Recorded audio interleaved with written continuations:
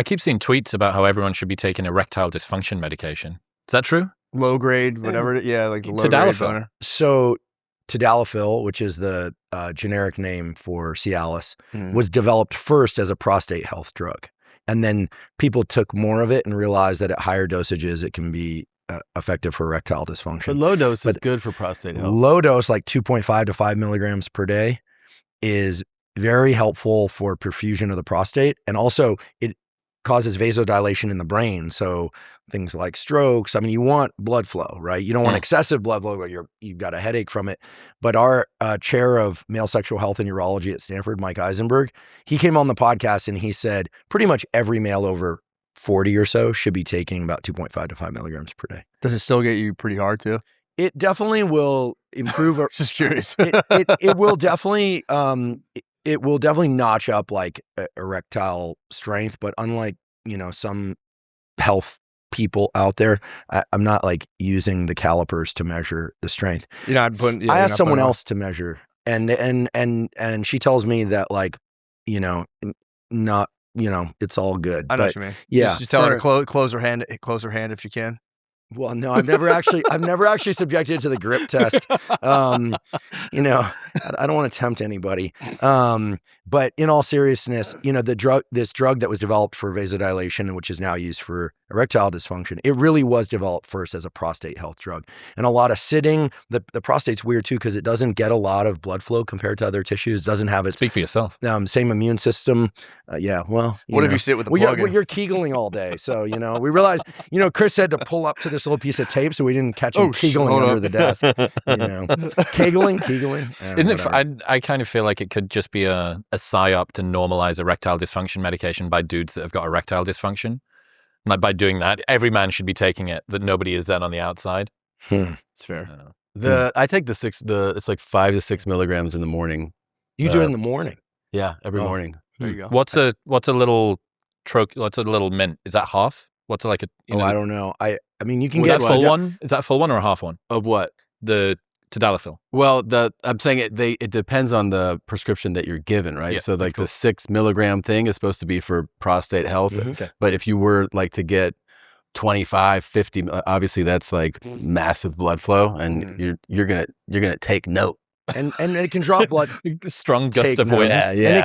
And it can disrupt, lower blood pressure slightly and things like that because you're getting vasodilation. So, all the pipes are getting a little bigger. Yeah. So, but let's all take one right now and see like how the podcast goes. Whoever gets the erection last wins. Yeah. I have a strong mind. This is not the podcast I signed up for.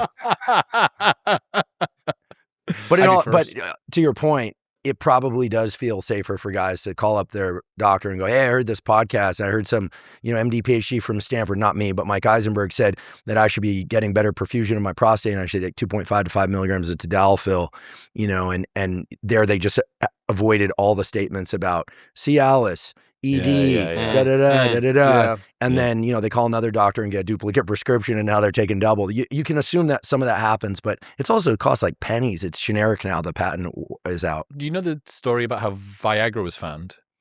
I only know that it was very quick to market. It's one of these like remarkable discovery to suddenly like it was on the market. And that's just tells you how badly certain people wanted on market and to use it. The story was that they were trying to do something, I think it was for angina, it was more heart stuff. And they found typically when medical trials finished and they asked people to give the medication back, people don't have any issue in doing it. And no one wanted to give the medication back. Like, no. Then they also noticed when the nurses were going in to do the checkups on the people during the trial that the guys were sitting weird. They were all like sitting like cross-legged to cover themselves up. And from that, they said, there's been this sort of weird side effect to this angina medication that you've been giving me. And I feel like I'm 14 again. Well, the younger guys are probably going to want to get on the tadalafil too, but maybe not for the same reasons. It does upregulate either sensitivity or number of androgen receptors. So your body can respond more and better to whatever circulating testosterone you have. So there are a bunch of things that make it like a useful tool, but at this very low dose, it will make you a little ruddy. like a little, like it makes you a little bit red. The Cialis. Well, just because blood flow it's to everywhere. I'm sure. I'm British. We're I'm always sure flushed. somebody's going to You know develop. what I mean? We're like a pink people. A lot of pro athletes take the low dose before games too. Is that for anxiety? I think the increased blood flow is something How does that it they impact want. Anxiety?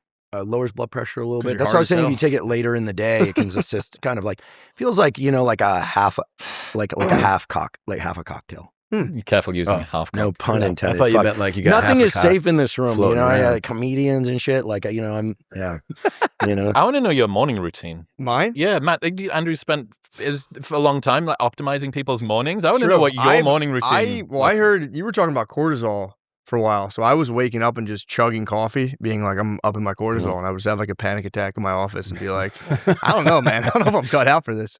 But no, I wake up early, man, like 6:30.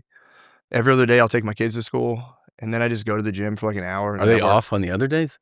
No, my wife doesn't. Oh, okay. I thought you were like, they don't go to school every day. I was like, are you adopting? Because that sounds like a good ride.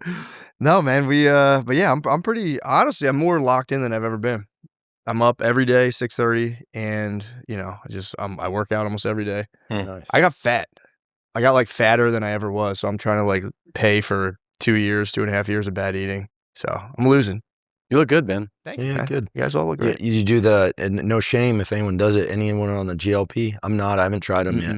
No. Is that that's You're like real quiet. I Tom. tried. No, I tried it. I tried it in 22. Yeah. But I tried it after I had lost the majority of my weight. Okay. And I got down. So I was like, I hit a wall at like 212, 213. And I was like, oh, I want to get to like 200. Yeah. And I took it for like a month, but I didn't eat. Oh, yeah. That's and so I lost the 12 pounds. And then I was like, yeah, but I'm not eating at all. Yeah. So I got off of it and then gained the 10, 12 pounds back. And then I kind of just floated there for a while. And the thing that actually jump-started getting down again was doing a fast. I did a 5-day fast. No water? No, I had water. Okay. But 5 days of no food. Okay. And I anticipated that I would, I knew that once I resumed eating that I would gain some of the weight back, but I gained none of it back. And then I went into a production, and on the production, the thing is, if you're in like every scene, you don't want to eat a lot. Like if you're in every scene, right? So like I would get on set at like, I don't know, like the makeup trailer, like 5:36 in the morning. They're like, what do you want to eat? I'd be like, just a little bit of fruit, a little bit of egg whites. Then you shoot for like 6 hours and you break for lunch. So you pick a little bit at lunch and then you have to shoot the rest of the day. So the only like real meal I was like, that was full I was having was at the end of the day, I was having dinner. And in the production, just by working, I lost 25 pounds. Damn. And then I gained like 10 of that back. So I'm like 190 right now, but it's from just like basically manipulating how I was eating and working out. Overworking yourself. Was that from your show? That was from the movie I did last year. Okay. And then when I came back, I was like, shit, I'm going to gain all the weight back again. But I just started working out more, like 4 days a week. I work out in the mornings and just dialed in food more, like pay attention more. Yeah. Yeah. I have a question about the whole thing with comedians and acting. Yeah. How come they're so good at it? Like it seems like Theo's got I haven't seen Busboys yet. Yeah. But I saw the trailer. I'm like, Theo can act, Mm-hmm. And then obviously like Jim Carrey is a comedian actor. Oh, Like yeah. all these people, like all these comedian actors, Whitney will show up in things. So is it an easy jump? And if so, why? I think it's actually like, it's really dependent. Some can really do it. Some can't. And the ones that can really do it have the dramatic capacity to do it, right? Like when you think of like Jim Carrey, Robin Williams, those guys were like incredible comedians, but they have this darkness and sadness within them, which I think lends itself to dramatic acting. Mm. But I don't think that that's across the board because I've seen a lot of comedians that are shit actors and then some that really impress you, but it's kind of like you just never know. You just never know. It's hard too, because you don't get feedback. When you do stand up, That's people true. laugh. When you act, people go, all right, that's fine. Keep going. And you're like, is that all? Was that the best? Or like, what are we doing here? And then I started being like, well, they don't you don't even get feedback. And then you hear someone will do a scene and the whole like staff will clap and you're just like, fuck, there was feedback. I'm not getting it right Yeah. now. Well, the thing is you could tell hard. about like comedians who act, especially at first versus like experienced actors. Experienced actors, when they yell cut, the experienced actor doesn't turn to the director and go, what do you think? They know what they're just like, you fucking come over me if you want to. Like, I'm not asking you for approval. They know how they do it. They know what they're doing. Comedians, crazy. they'll go cut and they'll be like, what do you think? Yeah. Like, because they're waiting, because we're Right, used right. to the that immediate feedback. Yeah. Well, it would be the Yeah, same as being interesting. on stage and going to the audience and go, did you like it? Yeah. Yeah. You notice it, right? And then, but like, some blow you away with how talented they are as actors. But I think it's like, you never know who has it and who Yeah. does. It's a specific skill set, I think. Is it true that some actors just never leave character? I was listening to something about the filming of The Outsiders, the original movie, right? And someone was saying that like Tom Cruise like literally just stayed in character like the entire There's filming. all these stories Right. about who does that. Yeah. And like, famously like Daniel Day-Lewis, Carey did it when he was doing the Kaufman Kaufman movie. thing. Like there's various stories about who does it. I talked to somebody who said they were on a set and one of the other actors came up in character and was like, like doing his voice. And the director was like, we're not doing this. And he was like, oh, okay, my bad. like he was just like, I'm not playing with this shit. 2017, I think it was, I met Pee Wee Herman at an art show. Uh-huh. And he was in the full getup. Yeah. And Paul, what's his name? But anyway, in real life, I don't even know his real name. Yeah. Yeah. And Paul Herman? something like that. And Laird Hamilton was there. Uh-huh. And Laird's like only Laird, right? He's not an actor. He's just like, and I don't think he knew who Pee Wee was. And Really? Pee Wee Herman like worked his way through this enormous wall of mostly women who wanted to get near Laird. And I was like, hi, it's so nice to meet you. And he was like talking to, there's this moment where it was like Laird Hamilton and Pee Wee Herman. Uh-huh. He was just fully in character, the lipstick, the everything. Yeah. I mean, so look, I get how This was out in the world. It was like a West Hollywood art show. Yeah. I get how if you're really into character and kind of stay that way between, setups and shots, like it can help, especially if it's like a really involved thing. But I mean, I think there's limits to where you want to take that. I've heard that like the most extensive was like Jim doing Andy Kaufman. Like there's a lot of stories about how he was just never breaking from that. But I don't think that that's mostly what people do when you talk about like method acting. Yeah. My method is I drink a ton of Dunkin' Donuts coffee and I think about my face the entire time. I just feel like, what is my face doing right now? For like an hour gets and a half. anxiety from caffeine. You drink a lot of. You've mentioned it 3 times. You're like, if I drink a cup of coffee at noon, I'm effed. And then you're like, I wake up in the morning, I slam a coffee. I do. And then you're like, I drink before. You know who's actually a good actor? It's a problem. No shit. You know who's a really good actor? This guy. They do I can these see it. ads for Newton and these other things. I'll see it on Instagram. I'm like, it actually passes for acting. I can't stop thinking about the fact that you're obsessing over your face. The whole time. You're What thinking does like, my face look like right now? do you mean as like I'm what trying am to talk? I emoting? Like What does it just look like? I'm thinking about my face, or does it look like I'm sad? Like I don't even have a broad range of emotions. We've only met in person for a little bit, but I'll tell you right now, you're pretty deadpan. Am I deadpan? Pretty deadpan, yeah. Behind this face, it's just a swirl of just emotion and chaos. Am I deadpan for real? You're pretty deadpan, yeah. That's funny. Yeah. I don't feel deadpan. All right. That's crazy. good, though. I appreciate mean, it. You're works. pretty. You got poker face too. I mean, I don't act. I mean, this guy was on reality TV, so Yeah. But you were on last season of Ties as well. Are you doing the next one? Do you know if you're in that? Yeah, same thing. But I get done and I'm like, what my that face had do? to have been terrible. Yeah. Oh yeah. Had to have been terrible. And then I see it. And people are like, I didn't even realize that was you. And I'm like, That's awesome. dissolved into the role. Yeah, because you weren't as deadpan. I don't Because know. you were fucking... I'm completely confused. I'm waiting for someone to be like, you get the fuck out of here now. What are you doing here? What are you doing? Get away from here. I think that's a very comedian's perspective on it. Yeah. I really do. Imposter syndrome. Yeah, for sure. And he's good. And that's why he thinks that way. If he was like, I'm the shit, he probably wouldn't be any good at it. Yeah. Has there been any research done on comedians? Like if we put Tom and Matt in a lab, do you think there's some scans or tests or biomarkers that you could do on them that would identify what they've done as a career? Cool.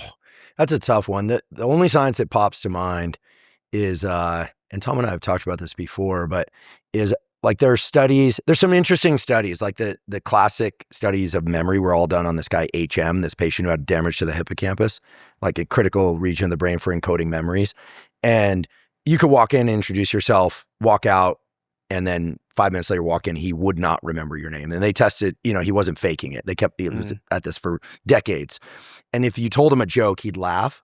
And if you came back and told him the joke again, he would laugh a little less each time, even though he was completely unaware that he'd heard the joke before. So that's kind of interesting, right? There's something kind of unconscious. And then I think it was you, Tom, that said this, that there's also something weird about comedy, which is for many other things like visual art or music, like if you don't like opera and then you listen to a lot of it and you start looking for certain things and you kind of develop a sense of the nuance, you can start to really like it.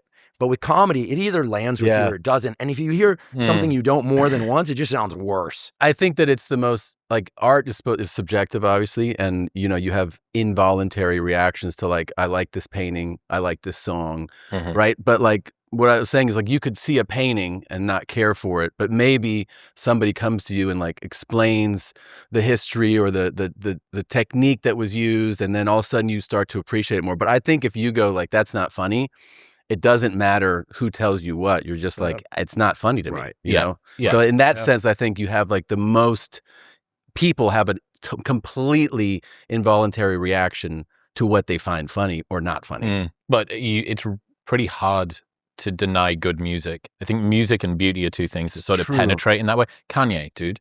Kanye, like, just not had a great run over the last 5 years, like, brand-wise.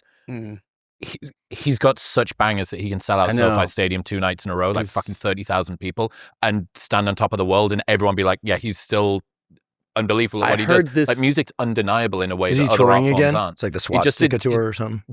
He was on top of a globe. He already did that one. I heard. Have you seen his list where he published the people I hate list? Have you seen this? These lists are amazing. No. You haven't seen these? No. I don't have my phone with me, but occasionally he'll just tweet like people I hate. It's like a revenge list. But what's wild? Awesome. Someone should find Pete this. Davidson just always at the top. He's on one or two of them. But then some people show up on multiple lists. These lists are insane. They're pretty. They hate you, but for different reasons. These lists are it's kind of nice to be that free, though, too. Don't you? Like, he says shit, and you're like, bro, come on, man. But then you're also like, this guy's so free that he doesn't care what he's like. Yeah. I mean, like, you just can't deny music in that way. Like, if you've got bangers, people are just going to let. But to extend that to comedy and art, people always say, you know, it's all subjective. But I do think that greatness is objective. Do you know what I mean? Like, you can say, like, this guy's not funny, that guy's not funny. But if you're trying to say that, like, I don't know, Richard Pryor, George Carlin, Eddie Murphy, if you're like, they're not funny, I think you're objectively wrong. Or deaf. Yeah. Like, you're just, you can say, I guess you don't find it, but you are actually, I think, wrong. Like, greatness is greatness, right? Like, you can't argue with a certain level of great art. I suppose you might not like the genre of someone's music, but you would have to go, well, look, like, they're a fucking savant at whatever they've done. Yeah. Like, you don't need to like hip hop to say you don't have to Kanye like makes classical bangers. music. You're not going to say like Beethoven's trash, right? Like, That would be a hot take. That's a hot take. Yeah. Beethoven's trash. Yeah. Oh yeah, Pete. No one says not for me. It's just like it's just not for me. Yeah. Yeah. It's like, That's that interesting. Sucks. But Everything people are else more sucks. personal when it comes to, especially YouTubers, podcasters, right? Because the distance between whatever the art form is and the person is basically zero. It's like, well, you're just you. Yeah. Right, you're just being you, which means that it's not just not for me, it's that person's a bad person, and then it gets wrapped up in like morality and their sense of who they are. Yeah. The same thing's not true in any way for like a musician. It's someone who doesn't even perform with their real stage name. Maybe they wear a mask on stage, they get dressed up, and then comedians are sort of somewhere in between, right? Because it's like it's partly you, but partly not. I don't know. Yeah, I'm fascinated by the comedy thing because of the different cues. Like I said, unless they're deaf, like if they can't actually hear the jokes, I was, you know, being kind of tongue in cheek there. But in reality, like some comedians I notice they'll like how they use the whites of their eyes. Like, you know, they're like this kind of thing. Like they can punctuate. Oh with eye contact and the expression physical piece is so huge. much of it. Yeah, that's a huge part of it. And I don't really understand physical comedy. Like I don't really get it. I have to say I wasn't really into the the Jim Carrey movies, you know, like that. Which is like the crazy, like the, you know, all this like, craziness. Yeah. But I love the stuff he acted in. Yeah, right? I get it. And I just saw somebody like at the festival, and like as soon as they got like real wacky, I'm like, what the fuck is going on here? Right. Like, yeah, it throws me off too. Yeah, I mean, they eventually started animating him, and it was like it Yeah. became its own character, right? You know, or cartoon.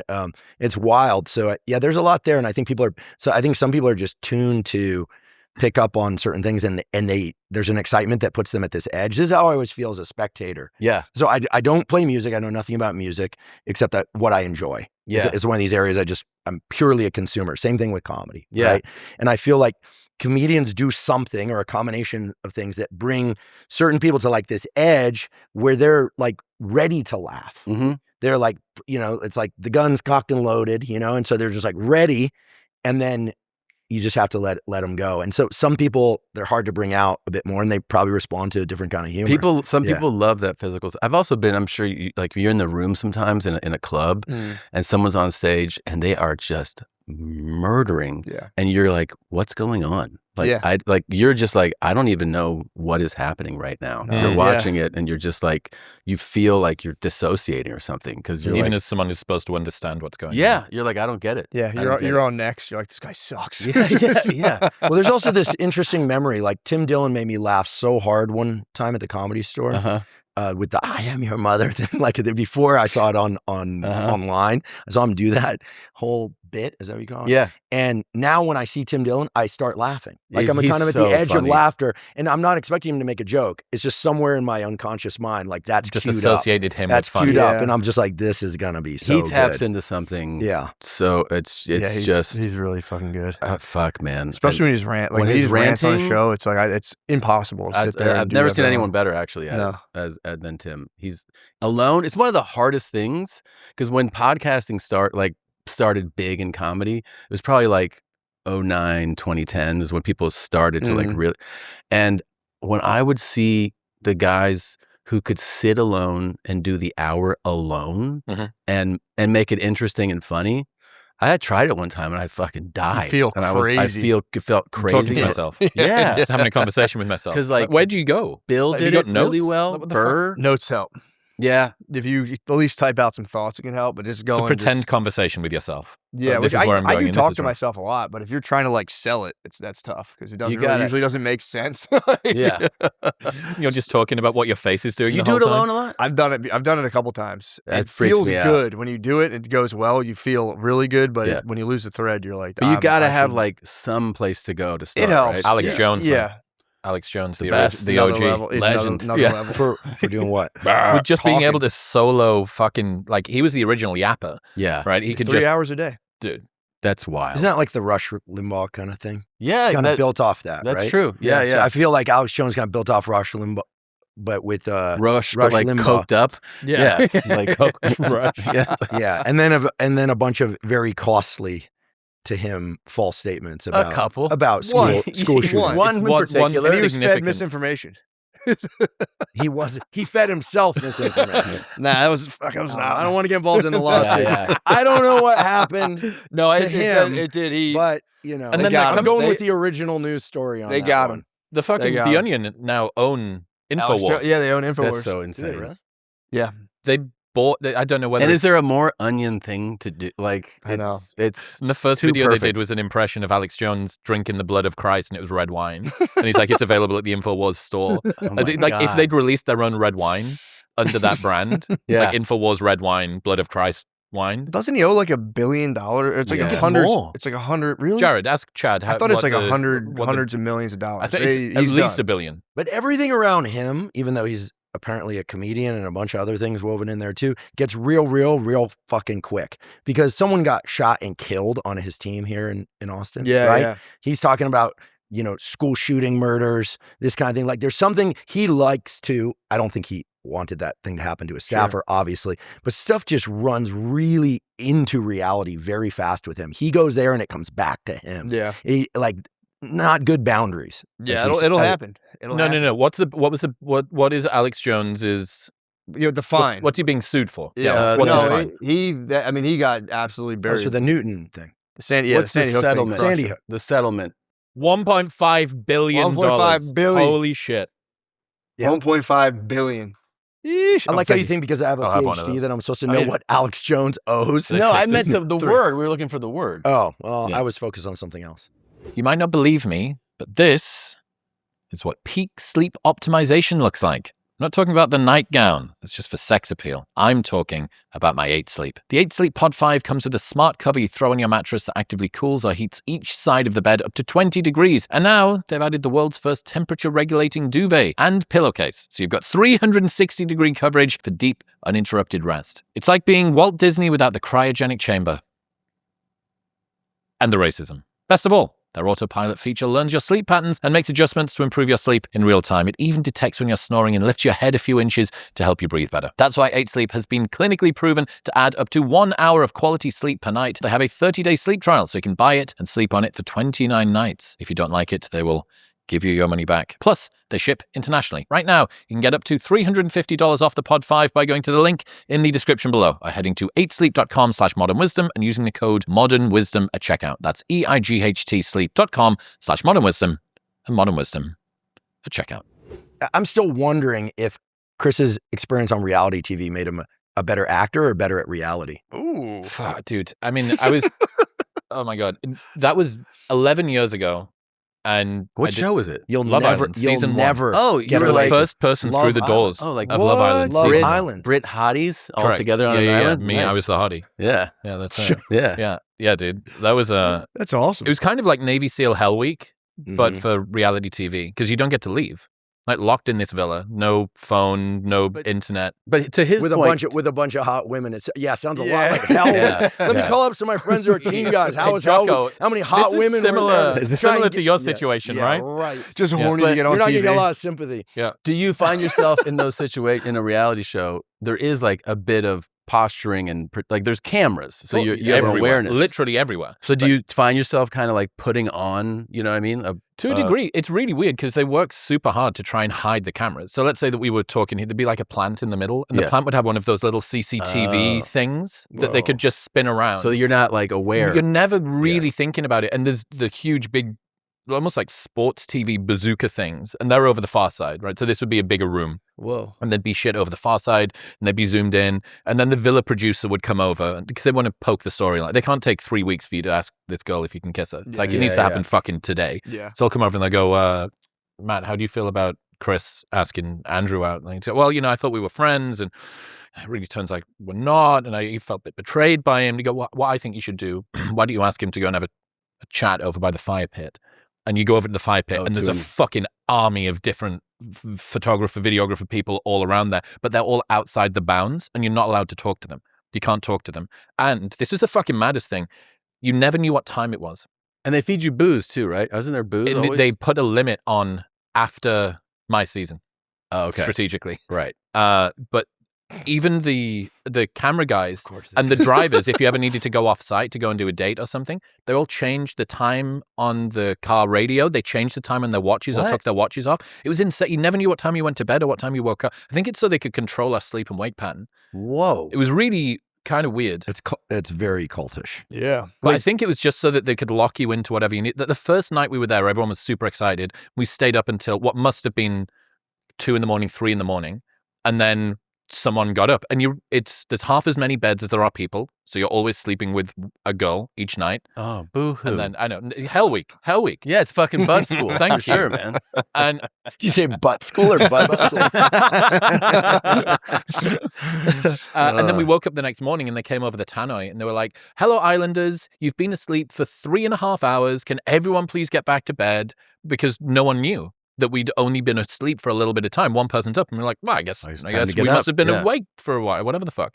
So That's yeah, weird. It was Wild. Not to inject some science, but because you said they're telling you how long you were asleep and you don't know how long you were actually asleep, there's some really cool data that show within limits, if you see a great sleep score, cognitively and physically, you perform better the next day, even if your sleep wasn't that great. Really? And the reverse is also true. If you see a lousy sleep score and you actually slept great, your cognitive and physical performance takes a dive. Are you saying that the best wearable, like the best thing that Whoop could do would just be to always lie to you and tell you that you're feeling great? Technically, yes, within limits. So if you sleep 3 hours, right, and it says, oh, you had a spectacular night's sleep, you're not going to compensate for that lack of sleep, right? So it's when you're down or up about an hour or two of sleep. So the real solution to this, sorry to make it so serious, let's get back to Love Island and no need. butts or buds or whichever one it happens to be. Booty school? The best thing to do would be to check your sleep score against your subjective, like you write down, you wake up in the morning, like, feel like I slept great. And then at the end of the week, you compare your score to how you actually felt. So maybe check in like every 4 or 5 days, as opposed to, got a 90, I'm good. Ruined today. Yeah, or more importantly, if you get a lousy sleep score, you don't necessarily want to let that, worm in your brain. It brings me down. But this is like a real effect sad. on real cognitive and real physical performance. It wasn't some like corny in-lab test. I mean, this stuff can make a big difference, especially if you're operating at the level that you guys are and you're getting out there and you're like, I need to get this just right. So anyway, sorry to inject that, but since they did it to you, so did you fall in love on Love Island? I was only there for 20 days. I don't think that's long. Dude, enough. I've fallen in love many times in 20 days. Sometimes you fall in love I think I read about that in one day. I think I read about that. That was something entirely different. That wasn't love. That happens. Now I fall in love 20 times a day with one person. There you go. Aww. Yeah, she's so rad. That's cute. That's sweet. Are you threatened by the retardmaxxing movement? Have you heard about this? That's a great question. Dude. That's You a know great that question. That's a good looks question. right at me. Yeah. Yes. Do you Let feel me answer that the way I think you intended it. Yes, I am personally offended. threatened? Wait, do you Threatened. wake up Are and you are you threatened by like, the retard I'm maxing? retardmaxxing today? Like, is that what you think? All right, What is listen. retardmaxxing? All right. dude. All right. It's awesome. No, I actually, What is this? I heard of look maxing. Yeah. there's What's looks maxing, then there's a guy who does what's called retard maxing, which was popularized by, of all people, Mark Andreessen, who's easily one of the smartest people I've ever met. Know Mark real well. He's a big fan of retard maxing. Retard maxing is this guy on the internet who, what you want to explain? Oh, I'm loving Yeah, this. kind of This is wonderful. So, wonderful. with all the stuff about get up in the morning and, do this and do that. And, Don't when, be when you retarded? have a problem or all the kind of stuff that Chris covers, like about emerging dynamics of male-female relationships and self-perception and philosophy. And he interviews real thinkers and they have British accents and that kind of thing. This guy sits in his backyard, is basically a farm, and he does this thing that he calls retard maxing, which is where you basically just don't think about shit at all. You just do what needs to be done. If something bothers you, you just ignore it. Wait, is this the CEO that is like, I don't self-reflect? No, that was So Andreessen. Mark Andreessen came on the David Senra. Yeah, so Mark Andreessen started Netscape. Right. And now he has A16Z, which is one of the biggest investment firms in the Bay Area and all over the world, frankly. And he came on the David Senra podcast, which is the guy who also does the Founders podcast. David Senra podcast, incidentally, put out by Psychom. We loved the Founders Shout out podcast. Senra, friend So of we the show. brought Senra over, and he brought Mark Andreessen on. And Mark Andreessen said, he used the words, these are not my words. He said, great men of history did not sit around thinking about their thoughts and introspecting. Introspection is not what we need to be doing. We need more action, less introspection. Yeah. Actually, Dana White kind of doubled down I on watched this recently, the clip. saying that he is not a fan of men talking about their emotional challenges publicly. That it's like, get up, go to war, make money for your family, sort of the old school kind of stoicism thing. So the Mark Andreessen thing mobilized a big discussion online on X in particular. One sort of angle of attack that he opened was, all right, here's a billionaire who doesn't like introspection. And, and I know Mark very well. He's not a sociopath. He's a very, very kind person. I know his family. He's an incredible human being at many levels. I'm going to catch a lot of shit for saying that, but that's the truth. If you actually know him. All right. And now he's retarded. No. He then made a plug for retard maxing. He was like, hey, there's this guy on the internet who basically doesn't say shit at all. He just says, just handle your business, do what you need to do, and stop thinking about things so much. Don't ruminate so much. And he said he was a big fan of this retard maxing, so building off looks maxing. And then that caught some momentum. And so now the big thing is introspection. Like, should we introspect? Should we think about and reflect on who we are and what's challenging us? And Dana was basically saying, hey, listen, I think the point Dana was trying to make was that men's mental health, while critical, right? Suicide rates are way up. Like we all acknowledge that. He made a very good point, which is oftentimes getting into action and doing things as opposed to being online and thinking about your problems. And rumination is a very dangerous place to be. Yeah, I think so. He said, get up and work and provide for your family. But when he and Mark said these things, it came across as a little bit dismissive of the idea that emotions are relevant. And I do think, they have a point in the sense that I think we need to balance out some of what we've been hearing a lot of over the last few years. Sure. Which is that we need to think about every aspect of self, every aspect, too much therapy is not good. If you spend your time just like thinking and not doing. So, because it feels like that's kind of the note behind the note, right? Is like if you just sit and introspect and think and you just sit in like, I feel this way and you never actually take action, then you're just literally not doing anything. Yep. But I think there's kind of levels to like, I think it's good to be introspective to a degree, check in with yourself, express how you feel, but don't just sit there and say, this is how I feel, and then don't do anything. Yeah.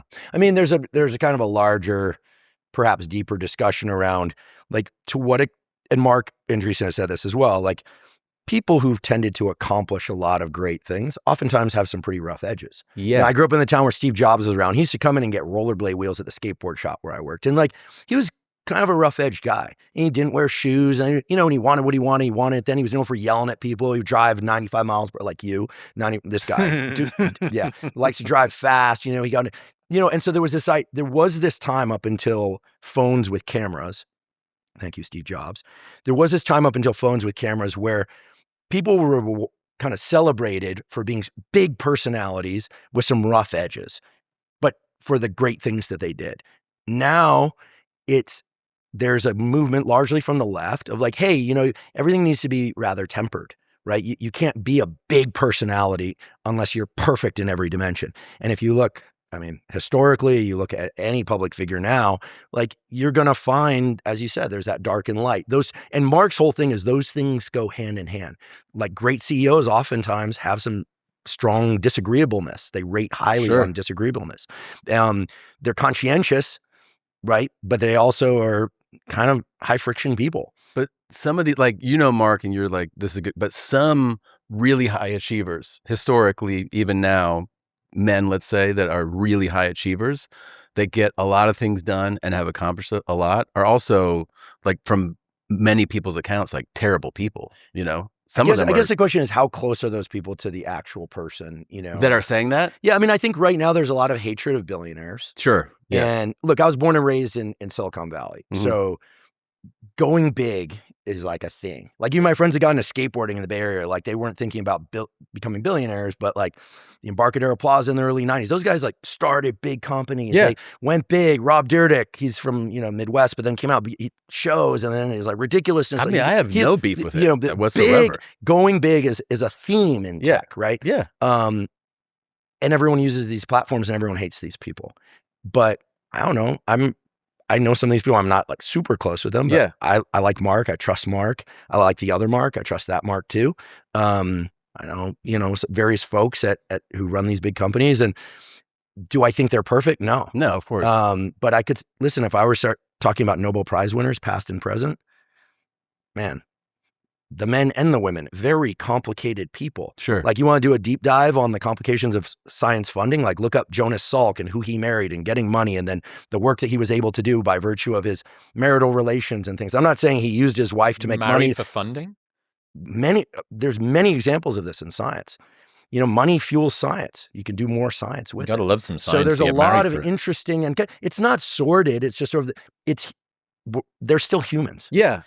So anyway. But if you've got constant CCTV, because there's a phone camera within 2 yards of you everywhere on the planet, those rough edges look a bit more harsh when they're scrutinized. Is that what you're saying? Yeah. I have this whole opinion, there's purely opinion now about what cameras have done to sort of what we need in order to really make a strong assumption about somebody.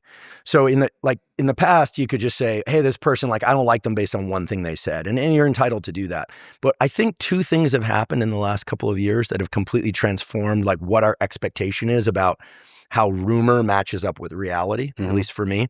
One would be and this is an unfortunate, it's a bad incident, right? Would be there was all this speculation about Diddy and these Diddy parties, right? And everyone expected like at some point there's going to be a video. Guess what? There was never actually a video aired, right? But there was a video of him beating up this woman. That sort of raised the threshold for what people need to see in order to be like, okay, that actually happened, okay? The other one was this Coldplay concert thing. Like that Coldplay concert where the couple got caught cheating or whatever, like whatever the context of their backdrop of the relationship was totally uninteresting to me. But you could not have created, this was like opera, right? They're at a concert, they're cheating. The guy goes, oh, look at these two lovers, right? The guy's not just any guy. It's like a sketch from one of your shows. It's literally like a sketch from one of your shows. There's this moment where they're in the like, oh, that's us.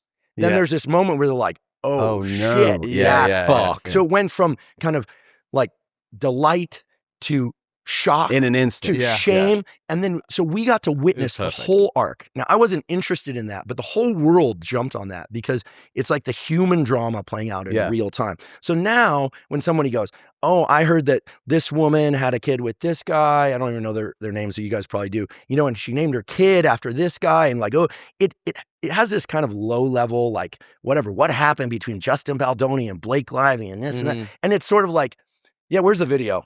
Show me the video where this people, and so the press can go back and forth and people kind of pick their camps.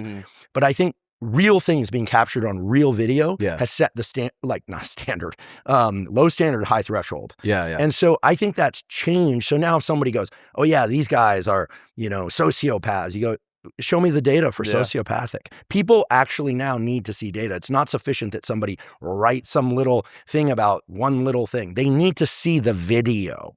The video is what actually shifts people's minds. So if people are saying, hey, this billionaire founder, these guys are terrible people. Right. How are they terrible people? Yeah. Show me them being terrible people. Well, I don't want to see it, but I just don't see evidence of it. So I think it's just turning to chatter, and I think it's just going to turn to fog, and then I think it's going to just go away. Well, yeah, I think a lot of it differs, though. It depends who it is. There's different billionaires doing different stuff. So, but I agree. If someone just has $1 billion, I wouldn't hate them just because it's like, you shouldn't have that much. Right, well, you're busy and you're doing well. I think it's very easy to get upset with other people because it's a lot easier than like getting up and doing something. Like retardmaxxing is hard.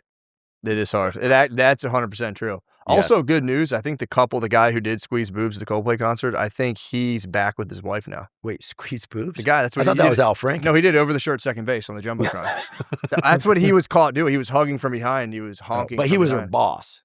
He was, yeah. And he was married. And she was HR, which nobody touches. That's HR wild. That's crazy. And she was married. Behind honk on HR. She was the HR lady. He was the boss. It's like the most forbidden thing possible. She did this whole thing, like New York Times ran this thing about how hard it was for her afterwards. They tried to do this kind of rescue tour. She's a promotional speaker about getting her tits squeezed. Yeah, so it's like that doesn't define me, basically. Yeah. So I have more than that. And the real question is, what were the rules for HR at that company? She's unhired. She can never get hired. You can never be HR. You get honked again. once, No. you're done. Yeah, No. you can't. Yeah. That's OnlyFans. your is kinda like, only job. I do think You can like email yourself about the fact that I might was be taking the molested and then you extreme of this, answer it. but we're You just well, like, have you got any evidence? let me put it in your arena. With comedy, or if I watch comedy like in the Tonight Show in the 1950s, it's very ho-hum, right? Yeah. For now. Yeah. But, some of the stuff that was on game shows in the 70s was kind of edgy, right? Yeah. You'd like kiss the guy's wife and and then now there's just so much that's been out there. Yes. That your threshold, just like eating very, very flavorful food with a bunch of crap thrown in it, like it raises your threshold for what you consider sweet or salty. Yeah. And so there's just sort of like emotional recalibration that needs to happen, but we're still on this, I don't like that word ascension because it comes from that like looks-maxing thing.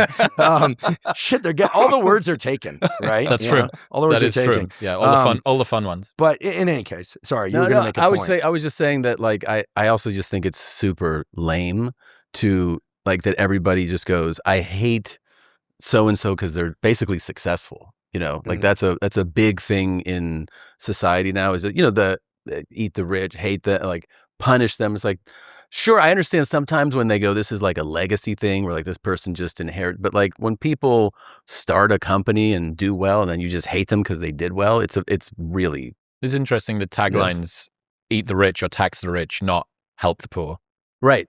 Yeah. Punish them, not encourage help the people help. that supposed to be. It's the first step right? Which is we don't like those people as opposed to we do like these people and we think that they should be helped. Also, everyone uses these products. Of course. I mean, like, you know, if you really truly hate somebody so much yet you're willing to, you know, defect from their product line, but everyone uses them, so obviously they don't hate them that much. Have you seen? What if you put a bumper sticker on your Tesla that says anti-Elon? I bought this before. That drives me. I drive a 4Runner, but I've heard these new Teslas that drive themselves are awesome. They're everywhere. Those robo-taxis. It's just so funny to buy a car and be like, by the way, I don't like it. I don't like just drive the car. Or just sell it. Sell it, fuckface. Like, you hate it so much, just sell it. What are you driving nowadays? This guy's like, are you a car fanatic? No, I have a CRV. No, not really.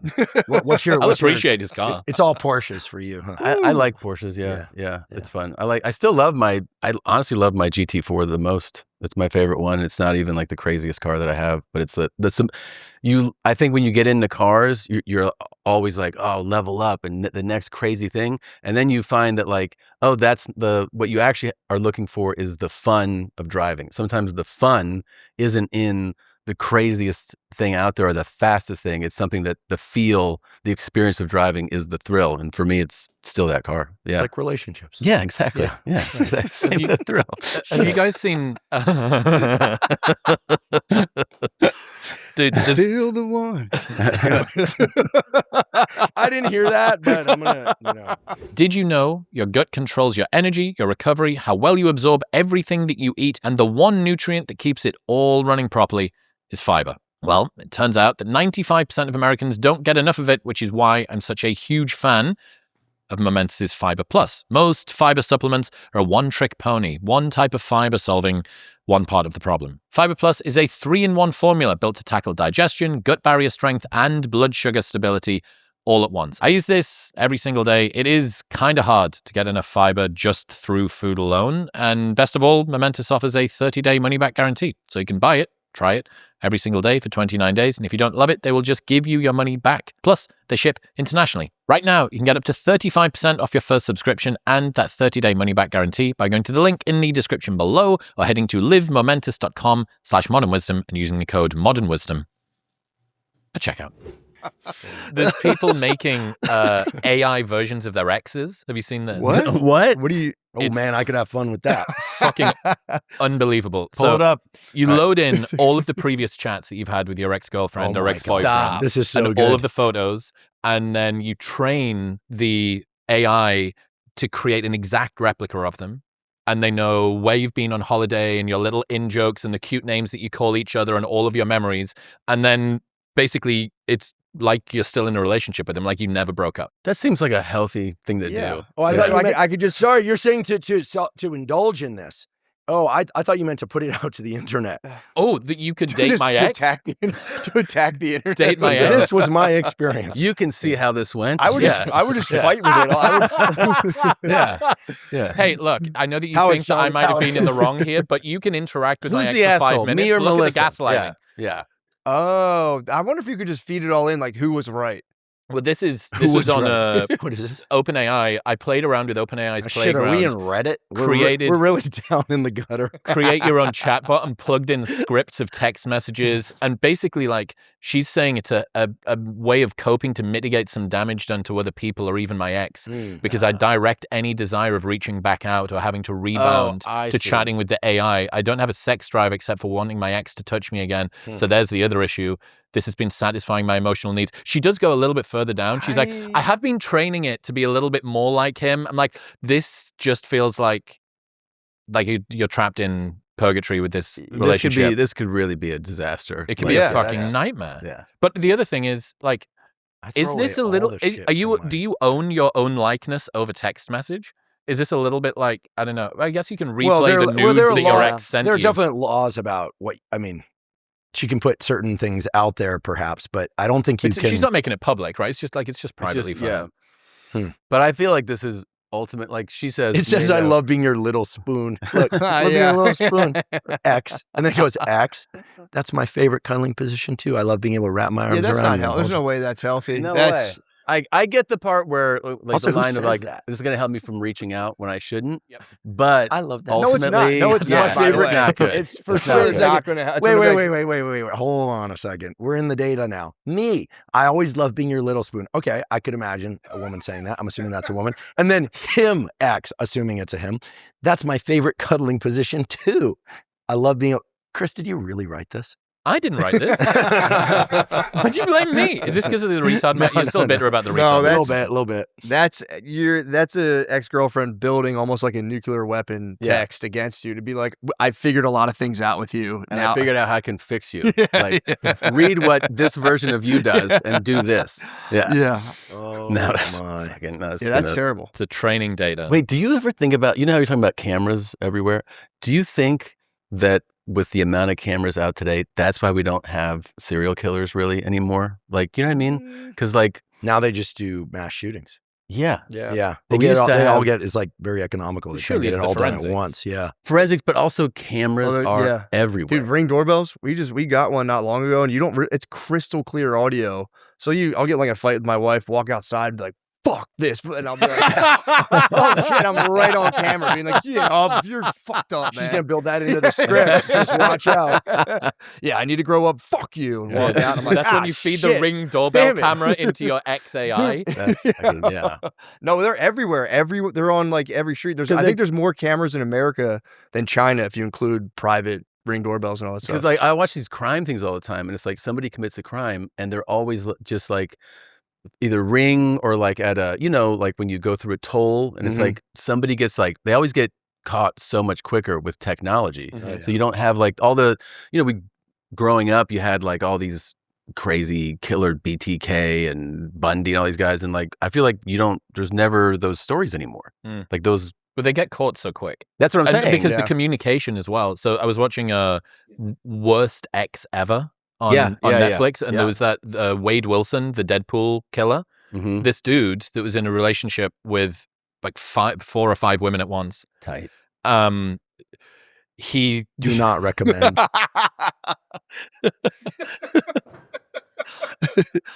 What?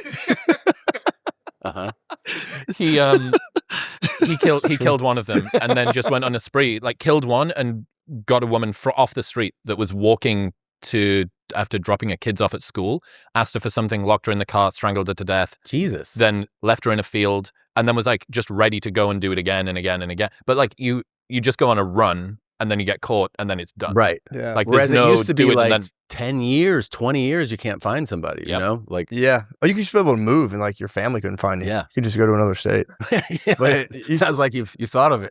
I know you just be able to do that. the fuel station, the petrol petrol station. station. I love While we petrol. find that, It always I takes me will a second. say, before I got married, I tried that where I was doing online dating. So you're like, we're just dating. It's casual. There's like something weird about online dating. Then I was dating like 4 or 5 women.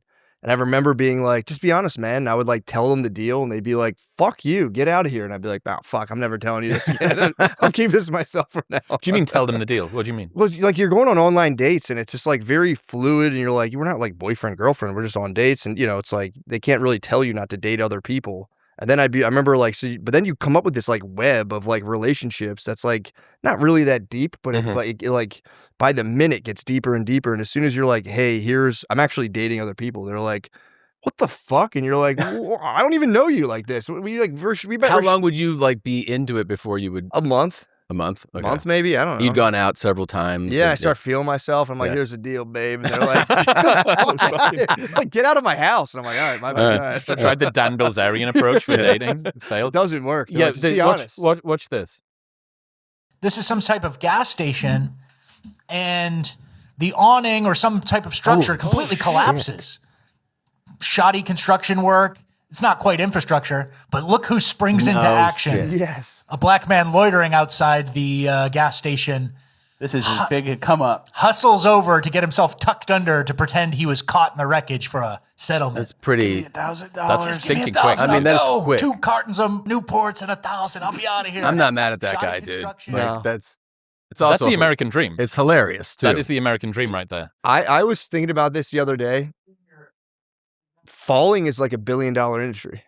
falling. Just falling. If you fall, there's billions of dollars to get paid out every year in America for Dude, like, gravity's dudes, free. you This know- is the biggest it's- life hack of our time. Gravity's free. Why Yeah, is no it's- one arbitraging gravity? That's my favorite thing I've heard all day. Do you know the comedian Russell Peters? Yeah. So he's like a very famous Indian Canadian comedian, and his brother Clayton is his manager. And he told me he was at the CBS lot in LA for a meeting, and it had rained, and he slipped and fell. And he said the people at CBS were like, what do you want to do? And he was like, what? And he's like, like, they're like, like he'd hit someone's child with his car. yeah, they were like, He was we, in a Oh, like we- we don't know how to make this up to you. He's like, I fucking fell. Like I slipped and I fell. I'll be all right. And they're like, so what should, like, we'll hire like the orthopedic surgeon. We'll get like, we don't, do you want to like call your lawyer? He's like, I'm Canadian. We don't do that. So he's like, I fell and I have a bruise now and I'll be okay. But like the people on the lot were like, are you going to sue us for falling? Terrified. Yeah, Yeah. terrified. Well, this is the merge of this plus cameras. When you get into an Uber now, there's like cameras going out, cameras going in. Like you can bet every conversation you have is, recorded. So That's you the gotta advantage of a Waymo. The advantage of a Waymo. Oh, they're That's recording Yeah, everything. that's definitely recorded. Well, who's it going to? Huh? Who's it going to? Indian data center? China. Dude, there's That's a true. guy, I got in, this isn't great, but I got in a Waymo with my wife and kids, and we let the kids sit on our lap because we weren't like going far at all. And they called us right away and were like, yo, what's up with those kids? And I was like, what do you mean? And they're like, how old are they? I was like, 9. My daughter was like, I'm 6. I was like, shut up. Well, the guy You're like, laughed. are those even your kids? I know. The dude laughed and was just like, you get in the front, put their seatbelts on, you'll be good. We were like just in our neighborhood going to like a pond. Have you ever touched Wow. anything in a Waymo? So I've been in the front seat and Myself. the windscreen No. Sorry. the windscreen was dirty, and I was like, I'm gonna help. So I'm gonna press the thing because it was on my side, and the windscreen wiper thing like that. Immediately the car starts flashing, says like, do not touch any of the controls. We're pulling over. Pulled the car over to the side of the road, and then this like school teacher comes on and says, what are you doing? Like, why are you touching the fucking windscreen stalk? The windscreen thing was dirty, and I thought I was started to get panicked. I was like, I feel like I'm in trouble. I feel like I'm being told off by a teacher in school. And they said, okay, we've put a mark on your account, and if this happens again, then your account will be removed from the Waymo. The interesting thing was it was my housemate's account, and he was sat behind me. So I like got him a strike on fucking Waymo by trying to clean but yeah, they do not want you touching. Don't touch the Yeah. thing. Yeah, Don't touch I it. took one in San Francisco. It was wild because I got in. I was like, this is really odd. And then it was going up through through Pacific Heights, and I forgot there was no driver. Like, obviously there's no driver. You're in the back seat, but it's just wild. Like it drives so well. Can they go on Yeah. motorways yet? I don't know. No, I think it's all back roads. I don't know. Is that Yeah, I think is that's that the thing. great Just for the highway? speed? Yeah. Yeah, Yeah, whatever. right. The fast big ones. Yeah, Yeah, they'll be on soon, but I think it's just back roads now. I do the same thing. I forget there's not a driver. I'll get out. I'm like, thanks. And I'm Isn't like, that yeah, it's weird. What does that tell us about drivers? I don't know. Usually they kind of yap. I usually get the yappy. Oh, you drivers. talk to your Uber Oh drivers? yeah, big time. I love it. Honestly, You love the conversation? I'm one of the only people I love chatting with the driver. What do you Dude. ask him? Whatever. I usually let them kind of do the thing. I'll let them It's their start the show. combo, or I might start if I'm like kind of bored in the back. I'll be like, It How's it going? depends. Is it busy? And It then depends. They'll just start going. They love to talk. Man, I got in an Uber, and the guy was like, where are you from? And I go, Austin. He goes, I was just in Dallas. He's like, the CIA fucking killed JFK. And I was like, what? Oh no. And he's like, I did the whole tour. I can set you up. I go, I don't want to go on the fucking tour. Dude. And he just starts going off. He was like, it was a 12-man job. I'm telling you. Like, I was like, okay. Like, fuck. Conspiracies are- I have Was friends that who Alex are- Jones? Yeah, I mean, it was definitely a listener. This Yeah. is crazy. I have otherwise completely rational friends who do not believe that the Challenger explosion was real. That's like their What? new thing. Yes. The number of conspiracies that actually hook now with Mhm. otherwise basically reasonable people is staggering. Have you ever looked at any, and I mean any post from NASA on Instagram and gone to the comments? No. Can we And- do this? Any fucking image, they're like, like they'll be like, there's people on the space station right now. Look at this image. And everyone's like, fake AI. You guys are trying to fucking ruin. Like you're tricking us. This is bullshit. Who's buying the shit? Like thousands of comments for anything they The post. word on the street is that NASA was founded by like a Satanist.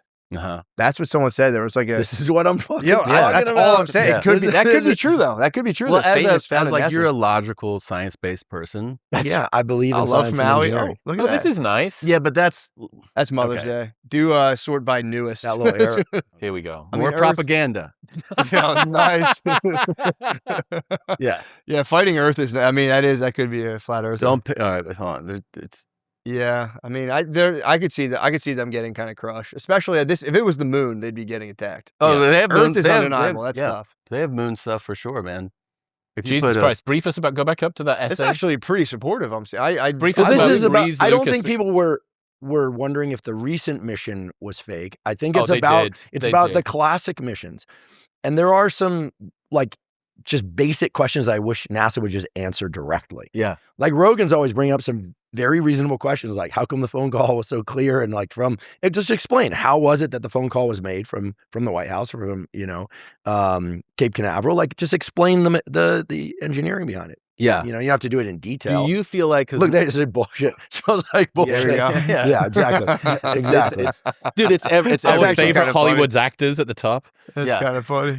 Unbelievable. it's everything. Most people have no idea where their testosterone levels sit. But what if I told you there was a solution? Something that identifies low T faster than a high school bully, and it won't cost you all your lunch money. That's where Function comes in. Gives you access to over 160 lab tests, including a deep dive into your full hormone panel. Every result is reviewed by clinicians. Anything out of range is flagged, and you get clear explanations with a personalized protocol with actionable next steps.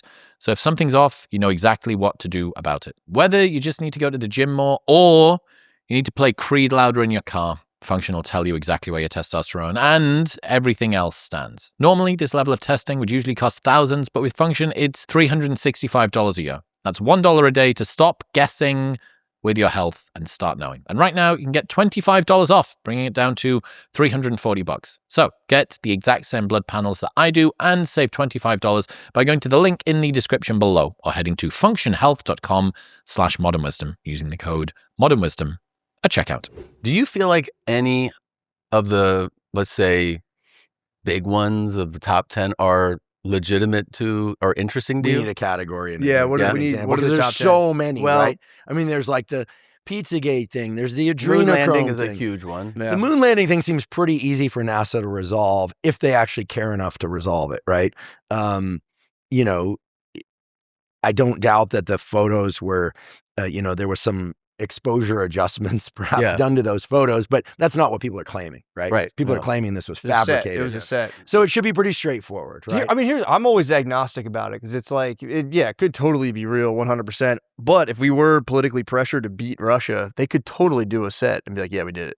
You know, I feel like the day that Elon claims that the moon landing was fake, True. I might get on That's a board good- that hypothesis Yeah. because he knows a lot about this whole Yeah, rocket yeah, space true. thing, and he's not afraid to say whatever. Yeah. And Yeah, no one's thinking that Elon's he's not being spending paid his off. let's put it this way, he's not spending his time going on it to go back there. He's Mhm. got a different target. Yeah. And I would think that he would raise his voice, but I Yeah. don't know Elon. That's He's fair. not one of the people I was referring to earlier. I've never met him. We've been in the same physical space Mhm. with other people at a gathering, but I've never actually spoken to him. So There's definitely something that happens with conspiracies if you're sat around a table, especially with people that spend a good bit of time thinking about conspiracy theories, Yeah. which I don't, but I love listening to people talk about them. Sure. And there's kind of like this race to the bottom of the iceberg where people go, oh, what, you think that Epstein killed himself? Well, really what happened? Oh, you think that Epstein didn't kill himself? Well, actually he transcended to a fifth dimension. And, and it's like this weird one-upmanship game Yes. of who's got the most intense, deep 4chan rabbit hole. yeah, he didn't. that they've gone down. Guys, he didn't kill himself. I mean, come on. There was a suicide note. There was a suicide note that was written like his roommate. a Have you seen what his 3-year-old. roommate did? His roommate's like an ex-cop, right? Who's I think doing 4 life sentences. Oh, the cellmate that was Yeah. the murder. Yeah, the like cop I'm going to murder trust for that hire. guy. You know? Yeah. The guards were chilling. There's They got- somebody they were- going they- up there the was stairs. yeah, Like, also, he was a narcissist. Everyone agrees on that.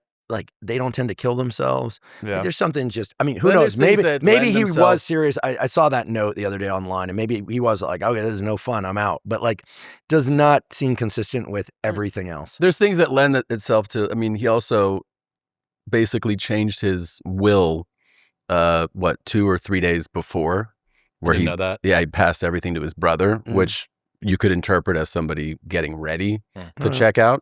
The hyoid bone that snapped, if you talk to certain forensic pathologists, they say it's more consistent with a homicide than a suicide, the force with which it was broken, right? So that lends itself to murder, not suicide. But yeah, it just kind of depends on. I retard max some conspiracy theories. I go, maybe, I don't know. Yeah. Literally, I don't know. That way, everyone, you're just perfectly in the middle. 'Cause I genuinely have no idea. Okay, I genuinely, if you're I'm agnostic. Yeah, I have no idea. Like it's plausible that it was all a giant government cover up. Also, I don't know. Like I have no idea. People I know that have worked Literally, just like in the government doing, like spooky shit, like online spooky shit and that kind of thing, will tell you that the government is pretty inefficient, even at the highest levels, that it would be very hard to do clandestine things within the most effective organizations, their sub-organizations. So if somebody wanted to run countercurrent to like everyone around them and be that's tough.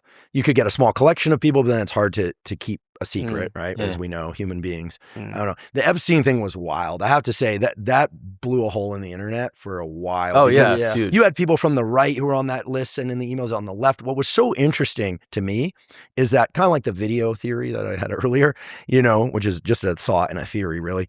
The files were interesting, even though they were incomplete, because they were real-time correspondence. It wasn't like I heard someone say this and then they said that. It wasn't a deposition, right? These were the real emails at the time. You could have fed it into a chatbot and had a conversation. Yeah, Well, have you seen this thing? There's this like Gmail where they turned all the conversations. And then they have another one which is a plot where you can put anyone's name in and it shows the number of conversations they had with him over time. Like it's wild. Yeah. Yeah. And he sat at the nexus of a lot of different people, organizations, and it transcended, again, right, left, it transcended academia. I mean, he was connected. And what's wild is the people who were approaching him and wanting his time, many of them had tons of money, tons of public accolades or private accolades. Like they didn't, like, I don't understand how it is that people just continue to seek him out. It was wild. Yeah. Wild. It was really interesting. It was crazy that somebody was that connected to so many different facets of people in life. And they overlooked the fact that he had already been convicted of. Yeah, that was the wild one where it was just kind of like, if you didn't know that, whatever, but like when people are like, yeah, this is public record, and you're like, Yeah, like Bill Gates met up with him. like not a conspiracy theory, and you can look this up. There's a guy I know because he was kind of peripheral to the science community. I never met him. He was actually kind of a lousy, failed scientist named Al Seckel. This great big fat guy who studied visual illusions, right? But his data were always kind of Anyway, he ended up marrying Ghislaine Maxwell's sister. He was in charge with a small group of other people of basically trying to bury Epstein's sex offender status after he, was convicted the first was time. he the one that helped to get all of the headlines out? So Yeah, that so if they you searched created his like name, Jeff it would be on the Epstein, 5th whatever, page. sports or whatever, and so it kept putting this stuff out. yeah.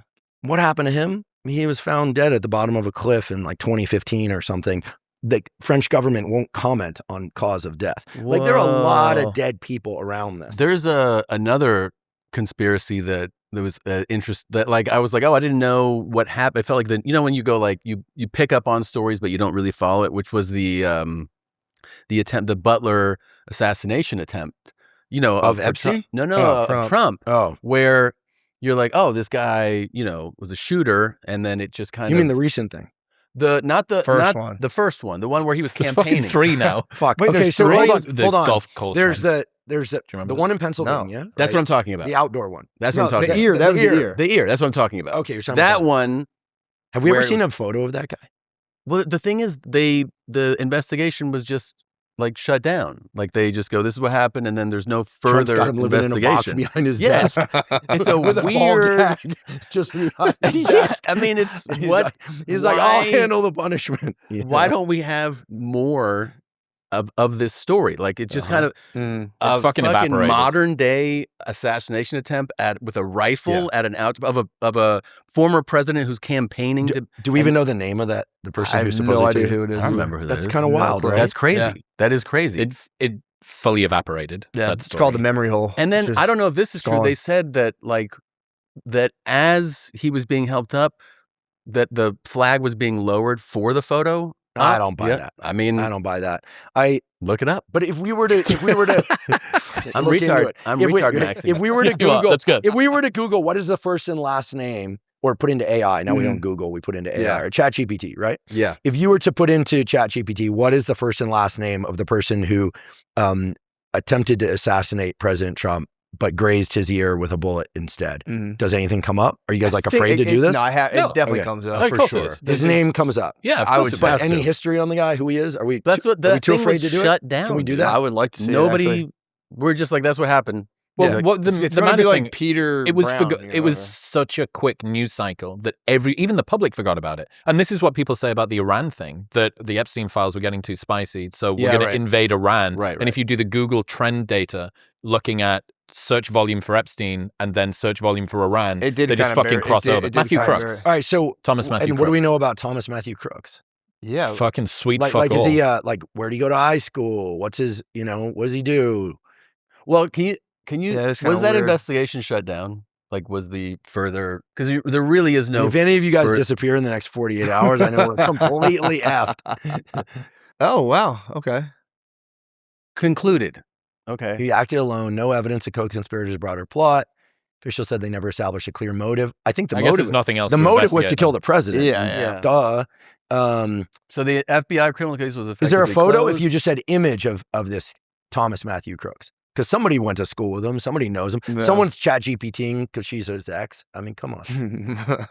Yeah, it's funny because the last assassination attempt, I remember being like boring. It was just wasn't even fun. Weird. I So don't know. they just kind of let it just wah. Like, Yeah, it was It just. seems there he is. strange. Thomas Crooks. Retardmaxxing. Yeah. Mhm. Definitely not look maxing. no, I think He's gonna that's get out of isn't jail it- and kill you. That's not the young version of the looks maxing guy. Jesus. Fuck. He was 20 years old. So young to do That's like wild, man. Taken too soon. man. Face caved in too soon. Also, how do you know where exactly where the president's going to be?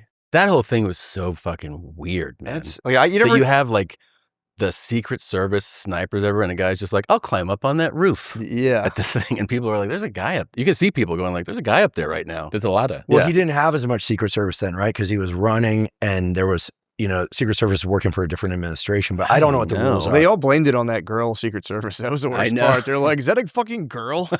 when That's what happened. Everyone was like, "Oh, obviously." I had a next door neighbor. I don't want to mention who it was on camera. He lived next door, and so the Secret Service were parked out in front as long as one of his close relatives was president. And so I would talk to those guys and gals. They're like really nice people. And I asked them, I'm like, how do you deal with your political affiliation versus who you're pretending? They just like, it's a job, just like military. We talk about it. Like we take orders.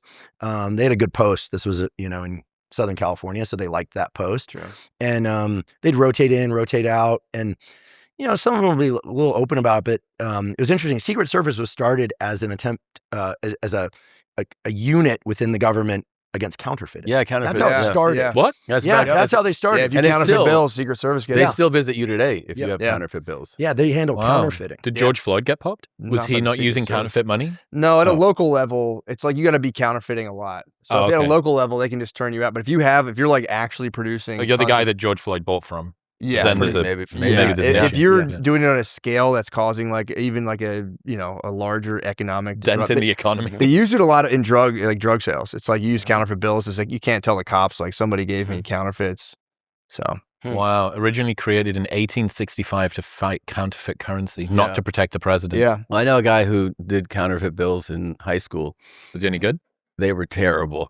yeah. What does And- that mean? Well, I mean, his his versions of like he was trying to make 20s at the house. Yeah. And like fucking crayon. You know which one you can bleach. You can bleach. He got Secret like Service one. visit though. Yeah, I got to be careful with this because I don't want I don't want to reactivate any old web searches.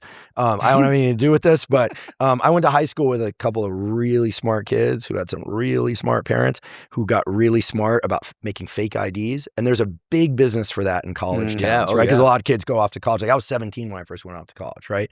And so turned 18 my first year. So you're not buying alcohol. You got to get someone to buy it for you. And so they were selling fake IDs out of their dorm. It was in the early 90s. And they did time, like real time. And these were, not hardened criminal kids before going in. Damn. It turns out that, someone got, and this is wild. They had this going for a long time. It was great money for them. And someone got pulled over and accidentally handed over a fake ID. Cop ran it through the system. That laddered up, and eventually it was an FBI sting. And this kid and his cohort, they did real ran it time. up the pole like you do I with the drug remember dealer. So the fake ID thing is no joke. Yeah, because it's counterfeiting. Yeah. Right? I got pulled over at 16 and I had a fake, like a good fake for the time. And that moment where I was like reaching into the wallet and I know that's my fake and my real was here. I had to reach behind and and like that moment you're like, Is that super illegal to give illegal? Super illegal to hand over a I think fake it's ID? felony. Counterfeiting. If it's like a whatever it is, you're falsifying documents. Yeah, you're getting a lot of trouble. Well, also if people go and buy alcohol and then get into a car accident, there's all this liability. This is like the parents who buy their kids booze. They're like, well, I don't want them, I'd rather have them drinking at home, and they'll give, booze to their kid and their friends. And then a kid drives home and gets into an accident. Parents have done real time. Yeah. Actually, we're really going down the trench, but there are a number of instances that are Have more yerba mate. It's good. What's that? Have more yerba mate. It's good. I'm going to keep you fucking ripping. Yeah. My filter just goes, my GABA level drops at 5 p.m. anyway. fine. People who know me, after 5 p.m., I'll say whatever. Good. Yeah, exactly. We record podcasts early in the day, typically. I'm on 2 hours back. I'm still California time. I'm not full Texan yet. You get You guys are going to have to teach me, the Texan thing. There's a whole thing, man. Really? Take you out to It's a an ranch. indoctrination. Yeah. Yeah. We're going to go to Is it more about dropping the California stuff, or you add in the Texan stuff? I think you got to add some Texas. Yeah. Okay. Yeah. Oh, man, you guys look Where were serious. you before? Were you California I before? was LA 19 years. Yeah. Okay, so you can teach him the transition. Oh man. Yeah. I got a fucking 9mm I'm going to give you when we get out of here. Yeah. Oh, man. Get your concealed carry going. Man. I mean, I don't mind guns, but I'm not into guns. Yeah. Yeah, they do kind of scare me. I used to just have my brother's gun for a while, and I would look at it and be like, ugh. It's scary. I would be high in my They house. increase the probability somebody gets shot significantly. Yeah, exactly. I would just be stoned, and I would just be there was a gun on my table, and I was like, fuck, that's crazy. I never touched it. It's a device for killing people or things. Yeah, exactly. It's scary. No, I believe in the right to bear arms. But where were we? You were saying about the parents who feed the kids alcohol and get Yeah, I mean, there's a Fresh. lot of stuff now about parents doing stuff to, give their kids access to something, and then the kid doing something really stupid, and parents doing real time. Yeah. And it's a whole different landscape now in terms of when I was growing up, every kid in high school, you'd end up drinking on a weekend or something, a little bit here or there. And back then it was the Mothers Against Drunk Driving thing. It was all the drunk driving thing. Now apparently there's a lot less death due to drunk driving because of Uber. Yeah. Right. Kids don't drink as much either. Well, that's good. Yeah, it's great. I'm not a big fan of alcohol. Well, yeah, and it's also crazy if you're if you got to think about it, if you I drank in high school, college, but if someone had a camera on me at 18 when I was drunk, that's you can just ruin your whole life For what you say. what you say, anything. Yeah. So it's if you're a kid now, you're like, yeah, I gotta kind of keep it a little tight. But then the THC stuff is way up, right? That's what I've read, that the consumption of Yeah. edibles or especially the beverages that have them are also and some way people up. can do it. And my whole thing is people think I'm anti-cannabis or anti-alcohol. You can have a couple drinks a week and be fine if you do a bunch of other things correctly. We're talking about adults, right? With kids and with adults, the cannabis thing is tricky because some people can do it and they're all right. Other people who have a predisposition to psychosis, they can end up with some permanent psychosis. People are predisposition to bipolar. I mean, it's a real thing. And it got very political for a while. I got attacked for saying this when being pro-cannabis was associated with, one, political party. Then when the pendulum, it's interesting that the Trump administration, I am totally apolitical. Like I'll just come out. I'm a double hater.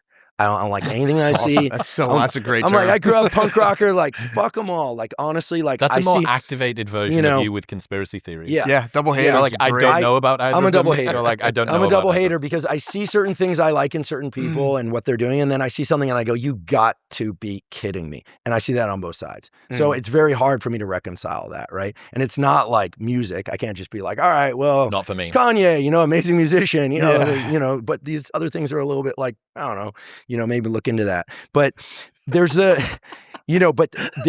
cannabis thing has gone from, it was a very left associated thing to now the Trump administration has been making some serious efforts to, legalize psychedelics like Ibogaine, which is not a recreational psychedelic. A lot of liberty around substances. And then the left will sort of, the left-leaning news will kind of print against cannabis, then they'll go back and forth, which just tells me one thing, right? Because the right side does this too, which is that they have no heart. They have no stance. Right? It's all just algorithmic ping pong. Blow with the wind. Yeah. So the reality is some people should use cannabis if they want to, no problem.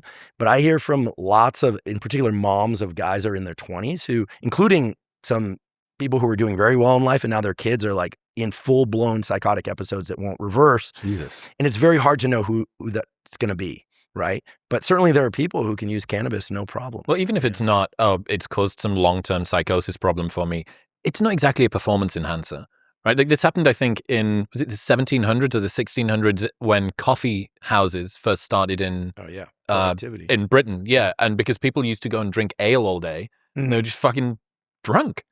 And wasted. You're not going to get anything done when you're wasted. Yeah. And then coffee comes along and people are like, what's all of this fucking productivity I got in front of me? And it's kind of the same. You go, well, cannabis, no one's died from overdosing on THC apart from, I don't know, you get into a car, you fall down some stairs. There's no road rage from well, maybe there's road rage from caffeine, but no one's coming home and like beating up their spouse because they drank too much coffee. I could be the first. Dude, I got to show you this video. You seem pretty mellow. I get mean. No, if I have enough, my wife's bad. Have you ever seen the video of when like, you're definitely drinking coffee? Drink driving ban. Drink driving got introduced in the US. Just no drinks at all? Yeah, so watch this. That's bullshit, bro. Get out of here. Watch this. Oh yeah. Drink driving. To restrict drinking and driving here is viewed by some as downright undemocratic. It's kind of getting common is when a fella can't put in a hard day's work, put in 11, 12 hours a day, and then get in your truck and at least drink 1 or 2 beers. They're making it laws where you can't drink when you want to. Baby in the you baby in the have passenger to wear a seat. seatbelt when you're driving. And pretty soon we're going to be calm this country. Yeah, hell yeah. Unreal.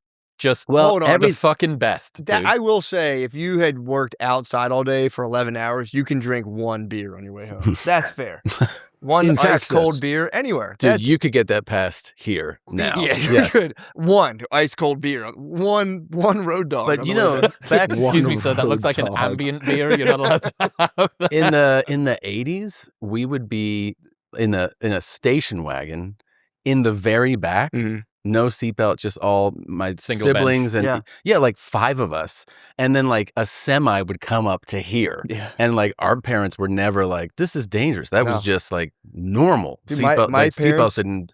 When we were little, they would go, every time their seatbelts on, and we'd all go, ha ha, we'd laugh because they were like, fuck, I'm not wearing a fucking seatbelt. Of course. Everyone, my whole family held it down. Like wearing a seatbelt was like weak. It's like, what are you scared? Yeah. What are you scared? Why are you wearing a seatbelt? Yes. Yeah. What do you? Now I wear them. How old are you? 40. 38. I'm 50. You're 47. I know. Full of shit. You're 47? We think it was 55? Yeah, it's 47, man. I thought you were my. Again? I'm the senior in the house. He laughed. So, that's fucked. I don't know why, man. You look great. You fucking dick. When I shave, I look 46. Dude, I'm just getting you back because that one fucking family gathering, you sold me out. What happened? No. Yes. No. Tom? Nope. Yes. Nope. No. I'll walk out. I'm like, legit, I'll walk out of here. No. Guys, I'll walk out of here. I've been pretty open today. I like to think I've That's been true. pretty loose, a little open. Yeah, I'm but only on you're- my first mate. you have your This is limits. actually my 7th mate. of the day. 7th? That's why you're so spicy right now. Yeah, man. Yeah, man. No, that's fair. Okay. Jared, you ever considered that you might have a drinking problem? I don't consider a lot, Chris. Well, you drank an entire case of Athletic Brewing Co. last night. But they're non-alcoholic. And that's not a problem? Sorry, man. I just kept chugging, waiting for the regret to creep in. Never happened. See, most people, like Jared, don't want to change what they drink. They just don't want the next day to be a complete write-off. And that is why I'm such a huge fan of Athletic Brewing Co. They make the best NA brews on the planet. You can find Athletic Brewing Co.'s best-selling lineup at grocery or liquor stores near you, or, best option, get a full variety pack of 4 flavors shipped direct to your door. Right now, get 15% off your first online order by going to the link in the description below or heading to athleticbrewing.com/modernwisdom and using the code modernwisdom at checkout. That's athleticbrewing.com/modernwisdom and modernwisdom at checkout. Near beer terms and conditions apply. Athletic Brewing Company, fit for all times. Bottoms up.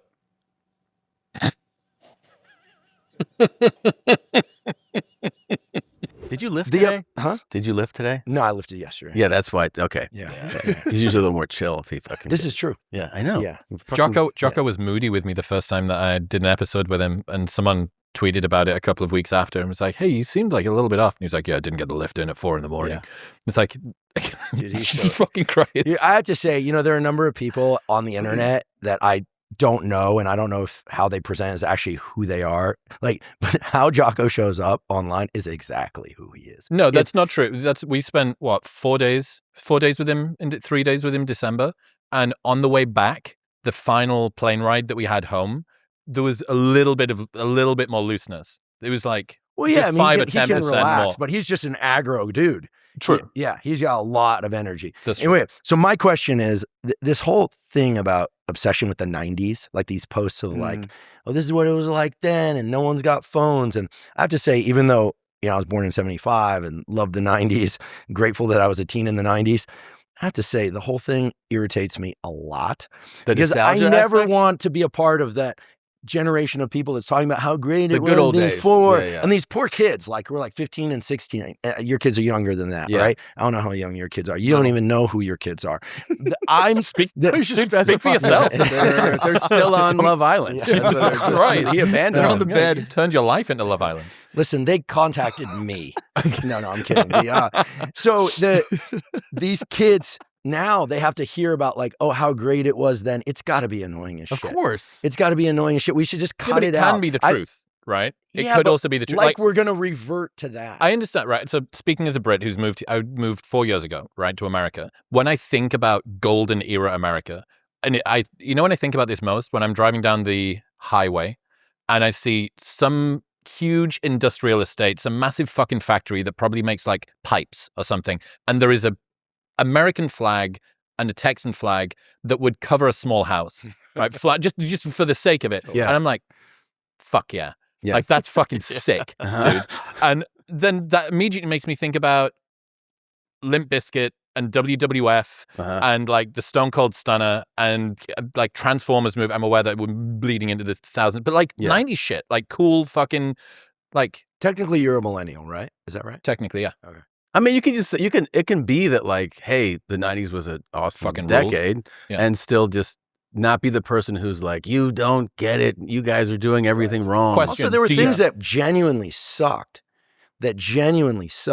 Like, you didn't have access to things. Like all the health stuff now, like you had to work so hard to find like creatine. It was like, you could find cocaine more easily than you could find like They used to cool, cut healthy cocaine with stuff, creatine. right? They would cut cocaine with creatine. Really? It's a cut, yeah. No. Swear to God. Really? Yeah. Oh, that's if you're buying cocaine. Oh, I never you're did selling- that. if you're distributing Yeah, got it. But if I bought creatine, it wasn't cut with cocaine, was it? No. Wow, that would be a deal. That'd be That seems like it wouldn't work. Yeah, Exactly. These gains, But bro. like if you wanted information, you had to like Yeah. wire somebody money and then do a phone call and then do all. It was tough. Like it was I things thought- took more work and it took and things people don't realize. It's like, okay, maybe housing costs were lower, Yeah. but things were also very stratified back then. It was like lifestyles of the rich and famous. There was a big gap then too. there was just a lot of cool stuff happening at the kind of lower end where you felt like things were really creative. The whole indie music, indie movies, etc. You could do cool shit for not a lot of money, and people were building and consuming cool stuff for not a lot of money. Yeah.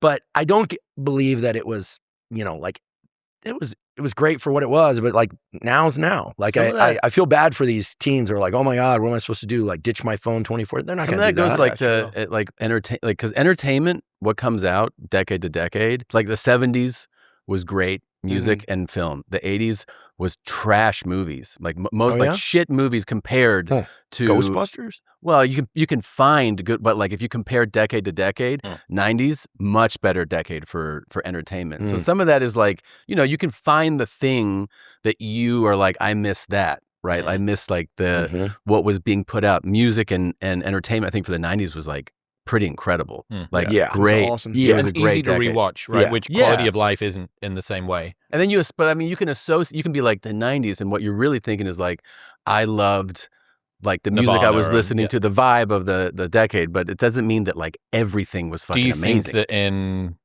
20 years' time, people will look back at 2026 and go, dude, fucking golden era? Yes. Somebody will. Yes. No somebody will. Yes, Really? absolutely. Absolutely.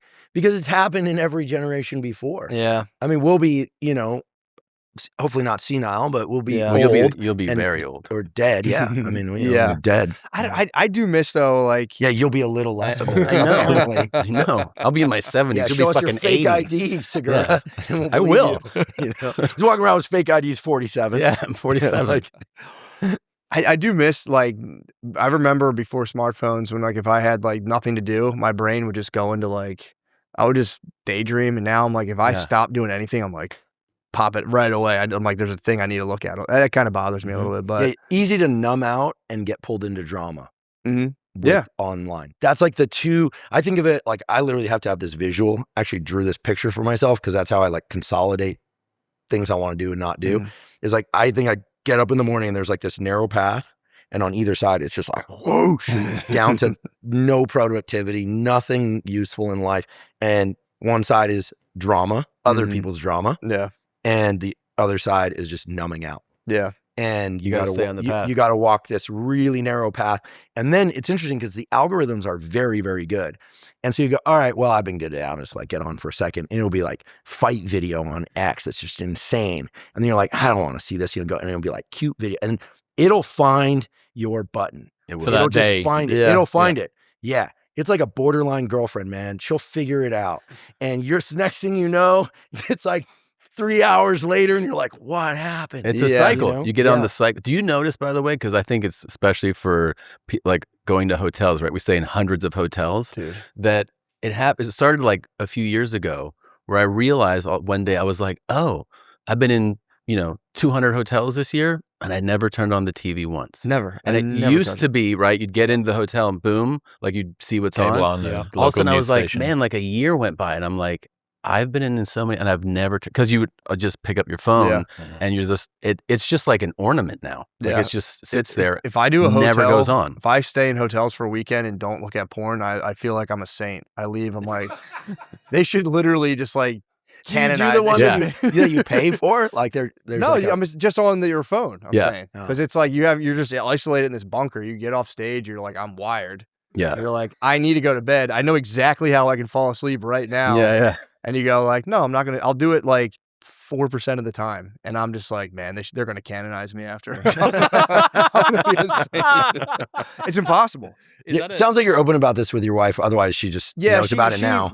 I've talked to her about it, and now I'm off it. I'm off the porn. But I ask for her help. How was that? How was the transition off the porn? Dude, it's way better. Because now I'm 40. I swear to God, once you're 40, it's like 20s. You can have like infinite boners. You can be watching porn, even do this. Now, like I need to be ready. If I'm fapped out, and the wife and I get the big call from, I'm like, no. So now I'm just I stay ready at all times. I'm like, just let me know. 5 big tadalafil. No, I'm just kidding. That's it, dude. I'm just kidding. I'm going to try that as well. But is that one of the life hacks that comedians know that the health experts haven't cottoned on to? That if you've just done a high stimulation activity, that just a fat before bed is that's universal now. It's got to be universal knowledge. I haven't heard that on the Huberman Lab podcast. Fat before sleep. It's called a fat nap. Never heard of a fat nap? I've never heard. We've been doing this for generations. I mean, yeah. My daddy was a fat napper, and his daddy before him. Well, the thing is, like every comic, probably every performer, like music or otherwise, but certainly for comedian, like the adrenaline spike you getting off stage, like usually like somebody.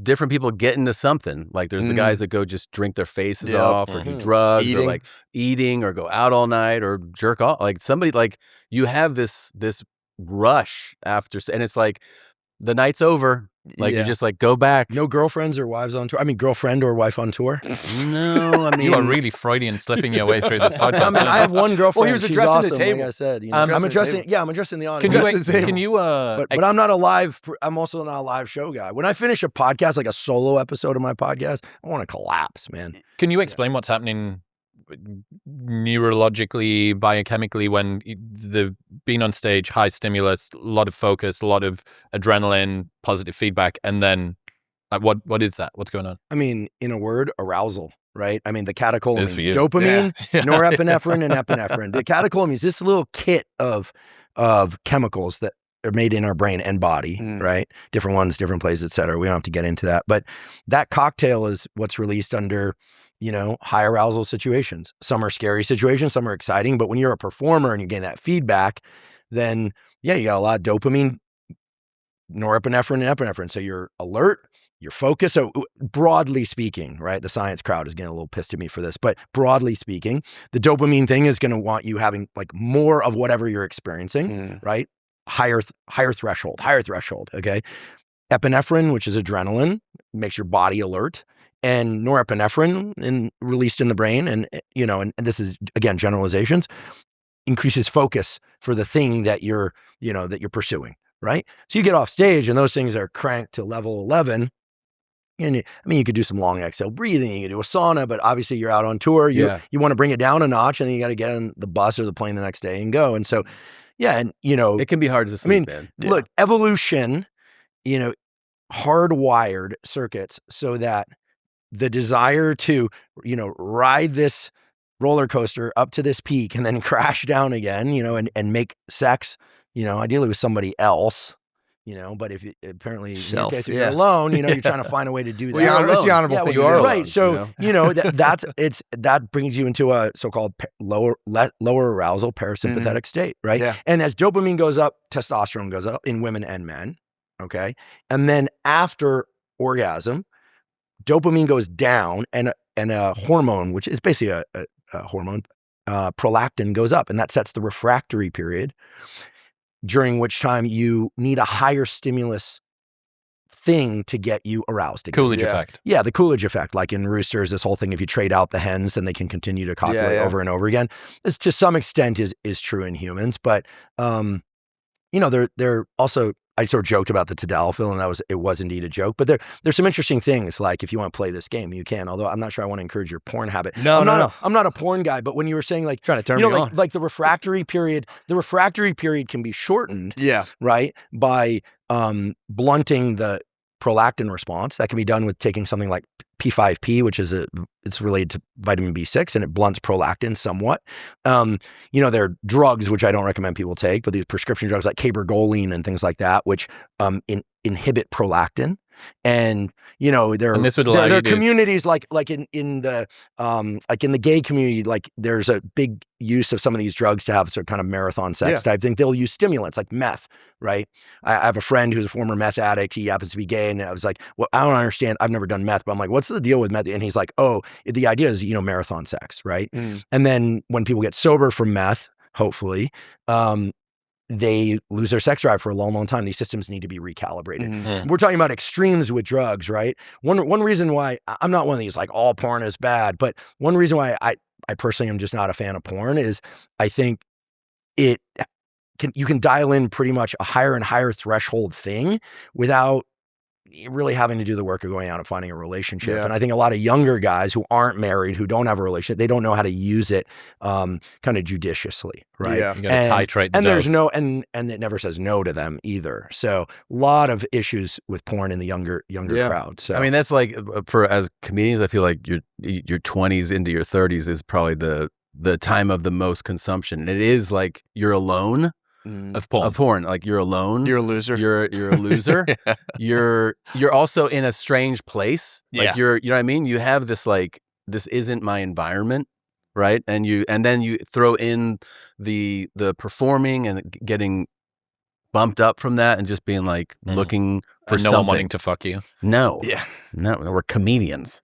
Although, call the boys and do the crystal meth. Don't give me that horse shit. Are you kidding me? I didn't hear what you said. Are you kidding I was picking me? up what Andrew's putting down. You call the boys and fire up the meth pipe, man. Yeah, fuck yeah. Let's go. So you're saying if you take the stuff that suppresses prolactin, that you can The refractory get a couple of rounds in? refractory period is shortened. Yeah. I want the refractory. That's You the want thing. the- I yeah, want so the you're refractory. you're I need to looking sleep. for some You're peace and trying to ease. optimize Yeah, refractory. I'm trying to You're heighten looking that. for some peace and ease, you know? I want to pass Yeah. out. I want to. Yeah, so I mean, I don't know. I mean, I think we're this seems like an age-old method, I'm guessing, you know, of Crank calming fucking- down. Hey, Yeah. listen, better that than taking like a barbiturate, right? True. You know, we talk about the 80s, right? In the 70s and 80s, if you look back, I just completed this friggin' book, finally. Congratulations, man. Thank you. It's like 700 pages. I apologize in advance. But it's like a encyclopedia to be able to look up, like, if you want more focus, what stimulants That's could you cool. consider? What are you willing to So take? you fully took the fucking rails off with this. It was like not just stuff that's white market available. I It's was like, have lawyers read it for whatever concerns you have. I'm like, put the disclaimers you need. But like, I didn't cover peptides and hormones because that's stuff I'm still exploring. But everything I know to be true, I put in there. I left it all on the map. that's pretty cool. That's cool. I That's just pretty put it sick. all in there. And even the introduction, like, I get brutally honest, and not bad names. Like, there's some people that I want to credit and things like that I've been kind of quiet about, and it's all there. Wait, can I ask you, because Yeah. we're talking about like, as guys that like, we go on the road, we perform, and we're like, shit, you know, getting to sleep is a thing. Yeah. What's the most like non-prescription drug, like best way? Is there something to consume? Maybe To melatonin? consume or do? To do, or maybe both. I mean, look, if you behaviors first, let's just say that I'm not saying this to like protect myself. Yeah. Like, I've been around long enough, attacked enough for every little thing that, like, you know, I don't tap dance anymore. I would say, okay, you get back to your room. It would be give yourself a hot shower. Dude, that You know, works. Hot the bath. hot shower, Yeah. right? Paradoxically is going to lower your core body temperature. You need your body temperature to start dropping to get to sleep. Okay, which is, we can talk about why that happens, but you heat up the outside of your body, then there's this compensatory drop. It's like you have a thermostat in your brain. It goes, oh, outside my body's heating up. So then core body temperature starts to drop when you get out, towel off. Then it seems silly, but when you deliberately exhale, you slow your heart rate down. You want your heart rate pretty low before bed, Mhm. but you don't have to have it like really low. It's just in the morning, you want your heart rate and your cortisol spiked, and you get into the day, caffeine, exercise, and all that stuff. Look at your phone if you need to, get your sunlight, do all that stuff. But in the last hour of your day, whenever that happens to fall, some long deliberate exhales. Normally we passively exhale, but when you deliberately exhale, you slow your heart rate down. It activates a descending branch of your vagus nerve, which goes to your heart. It activates something called respiratory sinus arrhythmia, which sounds bad, arrhythmia, but it's actually good. It's like the brake on your heart rate. It's the basis of heart rate variability. So just some like, just bringing that down. If you wanted to take something, you know, nowadays there's so many different sleep supplements, but you know, something with magnesium, saffron, some apigenin, which is chamomile extract, and that would be the supplement version. Mhm. You know, okay, so like, it sounds like a plug, but like the AGZ supplement kind of combines all those things. That's what I'll drink like half a packet of that. There are, and I get in trouble for this nowadays, but I'm kind of having fun these days because like I don't really care anymore. So now you just get the real me. I mean, it was always the real me minus the stuff I was like afraid to say. Mhm. But there's a peptide called pinealon, which is spectacularly good at increasing REM sleep. Okay, I would not take it every night. You got to make sure you're getting real pinealon. I recommend you work with an MD who gets it from a compounding pharmacy, not buying it off the, you know, they say Chinese peptides, but they're from all over the world. So they're unfair to the Chinese, by the way. Yeah. You know, they make it sound like They I'm make, sure other, there's some- they make other stuff too. they make other stuff too. And for all They we do know, enough there's some wrong. great Chinese peptides. But I recommend getting your peptides from a reliable source. But pinealon, taken like 3 nights a week, you'll notice that your REM sleep is spectacularly good. Okay. If you aren't getting enough deep sleep, which is at the beginning of the night, it is wise to not have eaten for about 2 hours before you go to sleep. Dude, I get like 20 minutes of I give so much REM, but I get like 30 minutes of deep sleep This every is night. interesting. So there's always a trade-off. So if you take something to increase the amount of slow wave deep sleep that you get, let's say, and I'm not recommending this because these growth hormone secretagogues, they'll increase growth hormone, but things like testosterone, sermorelin, you'll get a bigger growth hormone surge and you'll get more deep sleep, but you'll get less REM. Yeah. Cannabis smokers get almost no REM, like almost no REM. And then when they come off cannabis, their dreams are wild. Yeah. So that's a well-known kind of rebound effect. So the pinealon would be a more advanced trick. Okay. And on and on and on. But, you know, and then some people, like I'm not a Xanax guy, right? But at some level, you know, if you are doing all the right behaviors, you're not drinking caffeine too close to sleep, you're doing the shower, the long exhale breathing, maybe the supplements either stack together, you take them independently and figure out what you want and what works for you, or you decide to do pinealon every once in a while, you know, I think you're doing pretty much everything you can do. Yeah. And at that point, you know, hopefully 8 Sleep will make a portable version because, you know, it's a great thing to cool your bed and all. It really does help. Problem is there isn't really a good portable version of it. So I keep hoping they'll do that. And keep it dark. You know, eye mask, earplugs. I sleep with the eye mask keep it dark. every night. Yeah, and then you're pretty much there, you know. What do you think about trazodone? Trazodone supposedly keeps the architecture of sleep right, but I mean, these serotonin agonists, I mean, the problem with tweaking serotonin is you can end up with other effects, right? I mean, it's I think it was originally designed as antidepressant, right? Higher doses. Yeah. So, I mean, not my go-to. There's a prescription drug called Quivivik, which is in a class of drug called the DORAs, which works on the hypocretin orexin That's like system. Belsomra. Yeah, it's very expensive, but that seems to improve REM sleep. Quivivik. Very expensive, like $30 a pill or $50 Dude, a pill. I took a Belsomra last year and it felt like someone had hit me in the back of the head. I don't know what that is. So I want to be careful. I don't Same thing. It's in the same category. The DORAs. Yeah. Fuck me. It was like someone had come in and just hit me with a hammer. I stopped taking melatonin because you said it shrinks your balls. I mean, melatonin. That scared me off. But years ago, I used out. to work on these little Siberian dwarf hamsters, and they're seasonal breeders. And if you give them melatonin, like their balls shrink to the size of a grain of rice.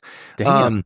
Can't do it. A tiny bit of fast acting melatonin every once in a while. Like when I say tiny amount, I mean like 300 micrograms. Normally people are taking like 1 to 10 milligrams. Yeah. And here's the thing. I say this, and then some people who are alleged sleep scientists say, they are sleep scientists, but they are like, oh no, 10 milligrams is the dose that was used in these studies. Like I've run a lot of studies. When you're going for an effect, you oftentimes will be like control group, 5 milligrams, 10 milligrams, right? Because some graduate student's life is on the line. There's very few dose response curves of these things done under the same condition.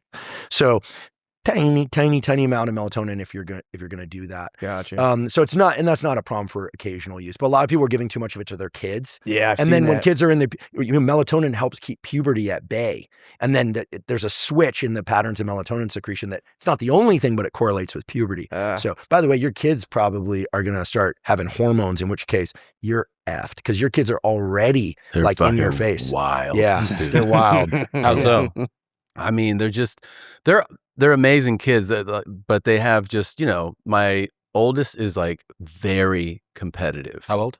He's 10. But I mean, he's like, I'm 10 and I'm Bro. taking over. No, for Third real. grade? He's a fourth now. Fourth grader. He's, you know, he does cross country, does jujitsu. He was in the state finals for cross country. But you see this thing like with when you realize with kids, you're like, oh, this is just like who you are. Do you know what I mean? Like so like this kid, he always is like wants to compete at everything. It doesn't matter if it's like we're reading something. I'm gonna read this faster than the you. Michael like Jordan. He just wants to compete. The Michael Jordan did. He's also super You know what happened to emotionally. his dad?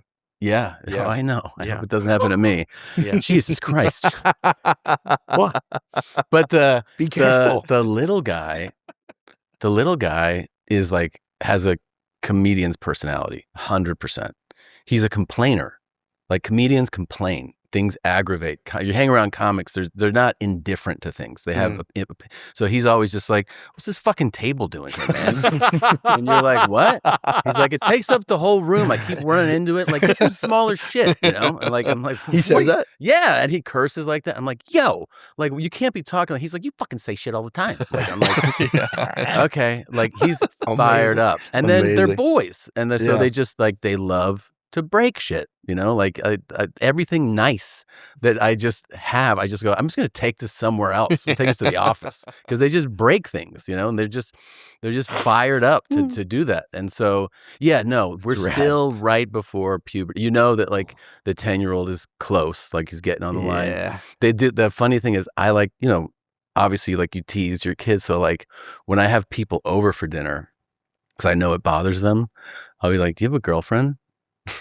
And because they're both they're at that thing where they're like, they don't like girls. Yeah. So like the 10-year-old will go, what kind of question is that? He goes, I go, what? He goes, what kind of question? I'm 10. I'm not going to date a girl for years. It's a crazy question, man. And I'm like, okay. And then I'll turn to the 7-year-old. I go, do you have a girlfriend? He'll go, fuck you. And I'm like, yo. He goes, fuck you, man. Okay? I don't have a fucking girlfriend. I'm like, okay. What does your wife think about all this? I mean, she laughs. I don't think she doesn't try to provoke them as much as I do, because I think it's more of a dad Who's thing. more like who, or is that a thing? Oh, 100%.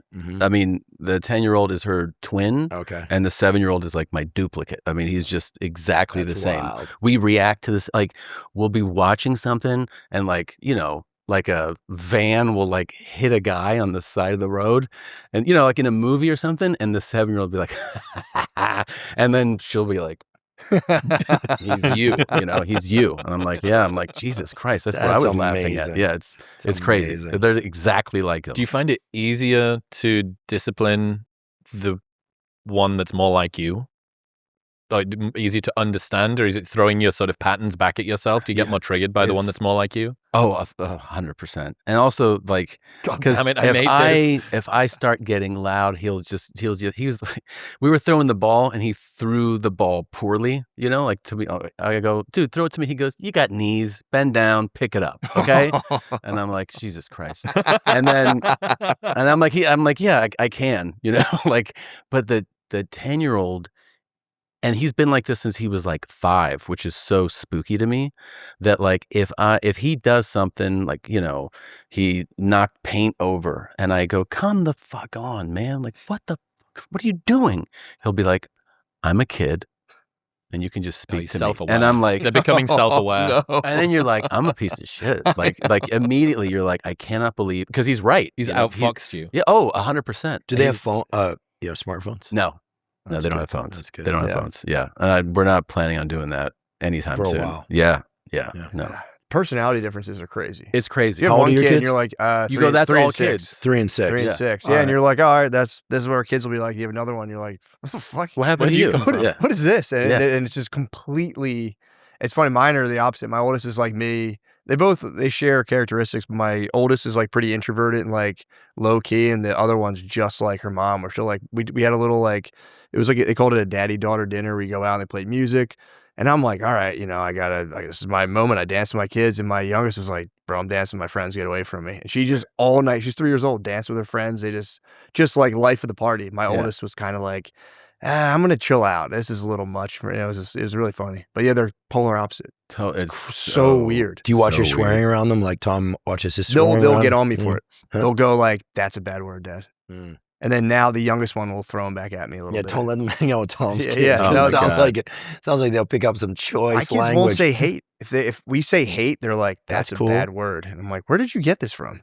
She's like, I think it was from like their early school. My youngest curses more. Like the older one will curse less. Same. That's how the younger one will curse more. The youngest, my wife told the two kids, like, get your asses upstairs. And the youngest was like, adults, get your asses upstairs. She's 3. And we're like, whoa. Yeah. I was kind of impressed. I was like, that's actually pretty good. Sometimes there's a big difference between swearing and swearing at someone. Yeah, right? Yeah, for sure. You bang your knee on something, you're allowed to say, fuck. Dude, my fundamentally different. Yeah, I dropped a thing and one of my kids was like, I like dropped it and was like, and she was like, you can say shit, Dad. I was like, thanks, man. That's nice. It really does feel like your kids are parenting you more than you're parenting gaslighting them. Dude, They probably I think kids are are. smarter now. I swear to Yeah. God, I think kids are way smarter You now. look back and you were like, I was retardmaxxing from birth. I was 100%. I didn't talk to people at all. My kids are like, "Hi, how are you? How's your?" They'll like congratulate people when they have a baby. My 3-year-old will be like, "Congratulations." Just a random. I swear to God, she'll go. you? And we That's never told her amazing. to do this. She'll go up and be like, "Congratulations," and they're like, "Thanks." That's good. At least I she guess. doesn't say I'm sorry. Fuck. It's Oh. wild, dude. It's so. Oh man. The fact that they become self-aware and they It's- know I'm a kid. It's like, oh, no. You're not supposed to be able to watch the rules of the game. You're supposed to be in the Matrix. Yeah, Yeah. You're exactly. not supposed to be observing the Matrix. Hyper aware. Yeah, I Hyper-aware. try to really catch myself on that. Like, this is what because if I'm going back and forth, like, do this right now, and they're like, no, I'll want to be like, just do what I say. And then they'll come up with a reason. I'll be like, that's actually a fair point. You're good. Go ahead. That's It's just, you know. is crazy. Like the emotional intelligence thing also is always like so like that the 10-year-old, we were in a setting where someone was like, who do you love the most? And he was like, my mom. And I was like, yeah. And then later on he came back, he goes, hey, I just wanted you to know that when I said I love mom the most, he goes, I love you just as much. I just spend more time with her. So I feel like that's, and I was like, no, it's okay, man. Like, he was like, I just didn't want you to feel like I didn't love you as much. And I was like, it's cool. You're 10? Like, Stop. yeah. Fuck me. Yeah. That's rad. Yeah. Well, I'm an only child, so I was essentially autistic. I had like autism until age like 20 when I went to university. I'd been in university for 2 years. And I was like, oh, okay, I've like integrated with society in this way. I don't know any only children that are normally adapted. Not. You just don't have the same amount of social exposure. But you guys can, I was going to say, you guys can play with yourselves. But you can, but it's true. Like that kids who grow up alone know how to like integrate with adults in the family, and then they go to their room and they do their thing. I suppose nowadays they have iPads and Definitely things like comfortable that. in solitude and stuff. But yeah, fuck. I remember when I went to uni, I was 18, and I didn't know that you were supposed to knock on someone's bedroom door before you went in, because I'd never had to knock on anyone's bedroom door. Like How'd that mom and work? dad always went to bed after me or whatever, and there was like I was never gonna fucking like there's just no reason to do it, and no brothers or sisters. So I was like, I had to learn shit. Just not the. They don't burst into your fucking housemates in the uni halls of residence. That makes sense, though. You just didn't have. It's never been patterned. But meanwhile, your 10-year-old's like giving you counseling advice. Yeah. He's bringing your emotions back into land after maybe making you feel uncomfortable. I know. It's so unexpected. And you're like, who taught you this? You know, like he wasn't taught. He Do you just. think a kid's getting smarter? Is that a thing? I don't know. I mean, I know that the language learning data show that, kids can literally say words they've never heard before that are accurate to the meaning of the word. They'll construct sentences in novel ways they haven't heard. I mean, there's some fundamental units of language in the brain that, different place all over the world, kind of hijack the same machinery to construct language. So there's a template for it, right? And so maybe if they're getting more, there's a guess here, it's conjecture, pure conjecture, that they're, able to access lots of more movies and television shows, and your kids aren't online, but, they're hearing many more different dialects and things from different people that they're able to come up with novel combinations that we weren't able to access. My 3-year-old, she had like the car, like the door, like the unlock thing, the key or whatever, and I can't even talk. But she was like, I was like, here, I'll show you how to do it. And she goes, 3-year-old, she was like, I'm an expert. I was like, where the fuck did you hear expert from? It was bizarre. And she actually did know how to unlock it properly. And I was like, all right, man, I'm done. You can just have my money when I die. But this is good, right? Because this is a generation that's going to take care of everybody. I think so, man. She's like, I'm an expert. She'll be 4 in a couple of weeks, but she was like, I'm an expert. And I was like, that's rad. Where'd you hear that from? I swear they're smarter. Yeah. I really think so. The language thing is spooky. Like they start constructing sentences with vocabulary and correctly, like you hear it all the time and you go like, did you hear that in a show or something? Like, where'd you get that? Yeah. I mean, I don't know if these data ever held up. You might have covered this on your podcast in terms of like sibling order and only children and et cetera. But wasn't it the case that only children, in terms of just successful life outcomes, by the sort of like standard metrics, that they tend to do better on average? I think so. But that, I don't know whether it's on average, but you're certainly going to get more outliers because it's just weirder inputs, right? You're going to get more variability in what happens. And for some of those, it's going to end up with extreme success. And for others, it's just going to end up with like fucking trying to shoot the president or whatever. Oh yeah, it's a fine line. But there used to be these theories like, you date someone who's an only child and like they need a lot more attention or something. But then you could also say, well, no, but they grew up being able to spend more time alone. So like, I don't think any of this stuff really holds. Yeah. I don't know. I ask in seriousness, not just because you're an only child, but because you cover some of this on your The podcast. guy that's done 1,100 podcast episodes needs some attention. No, Maybe. No, the guy who's Might be done true. 1,001 podcast episodes, and a significant fraction have centered around human dynamics and biology and psychology. Yeah. I'm actually a fan of your podcast. Thank you. FYI. Yeah, Good. that's Thank why you. I make that. We're all statement. fans of each other. I got to show you this. I learned this thing about this 21-year-old college student in Austin who has made $43,000 running an AI OnlyFans account. Dude, I just heard that I had this meeting where they were talking about how. So he's doing like, oh no. Wow. Wait, so that's the dude, and that's the guy. and she's the AI version that he's selling. Yep. Okay. Well, So what is this? It's a 22-year-old. This is like her avatar, right? So he's using Claude Code and Flux and 11 Labs, and basically she can chat 24 hours a day with all of her subscribers. And her top fans paid nearly $2,000 in messages. Average revenue per fan, $34. And she doesn't sleep. There's nothing to film. No one's typing. Claude Code writes every message. Flux generates every photo, and 11 Labs generates her voice. What's the added context? Is it? OnlyFans requires verification that includes individuals' ID, addresses, and numerous forms. There is no camera, no girls, and no OnlyFans except for a LARP farming Twitter revenue with a made-up story. Well, it's a good story. It's a good. Well, there's something that is happening with because with AI is what Hollywood is embracing right now is like sets, right? Like, so in other words, they'll bring in the actors for real right now, and they'll say like, okay, you guys are acting. We'll put a table in the room, but this is going to be in whatever. It's outdoors, like the table is in Siberia, so the set is AI, right? Yep.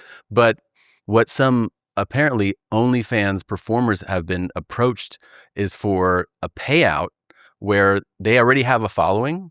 Like the OnlyFans person has a following. A company goes, we'll pay you X amount of dollars to have your OnlyFans account for like 6 months.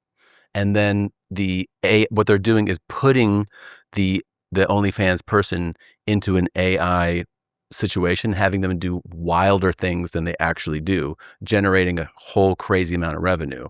And now that OnlyFans performer is like, yeah, but I didn't do this stuff, So they're like, and then you're obliged when you get your account back. Yes. You're like, hey, but do you remember what you were doing with your feet for the last 6 months? Yeah, you were drinking piss, and now you're just like posing again.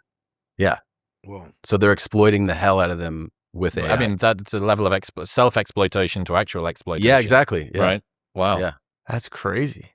But I mean, you can obviously that's nuts too. Well, the video still exists, regardless of whether or not the guy set up the system to do the thing. Like that dude is making that work by masking a hot girl over the top of him wearing her pants. Do you think we're close to the point where like you can go on vacation and then just have AI, this pipeline generate a podcast, and no one will know?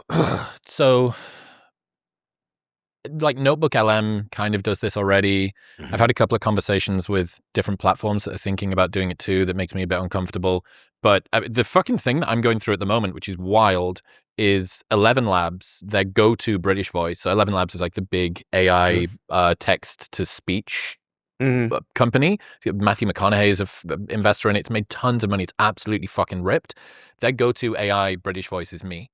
That makes sense. 1,000% being trained on me. Well, it's awesome until people use it as voiceovers for products that I don't endorse. That's when you sue, my friend. Dude, we emailed them. We emailed 11 Labs. That's not suing. A year ago and said, hey, like, this is fucking Chris. Like, you used Chris's voice.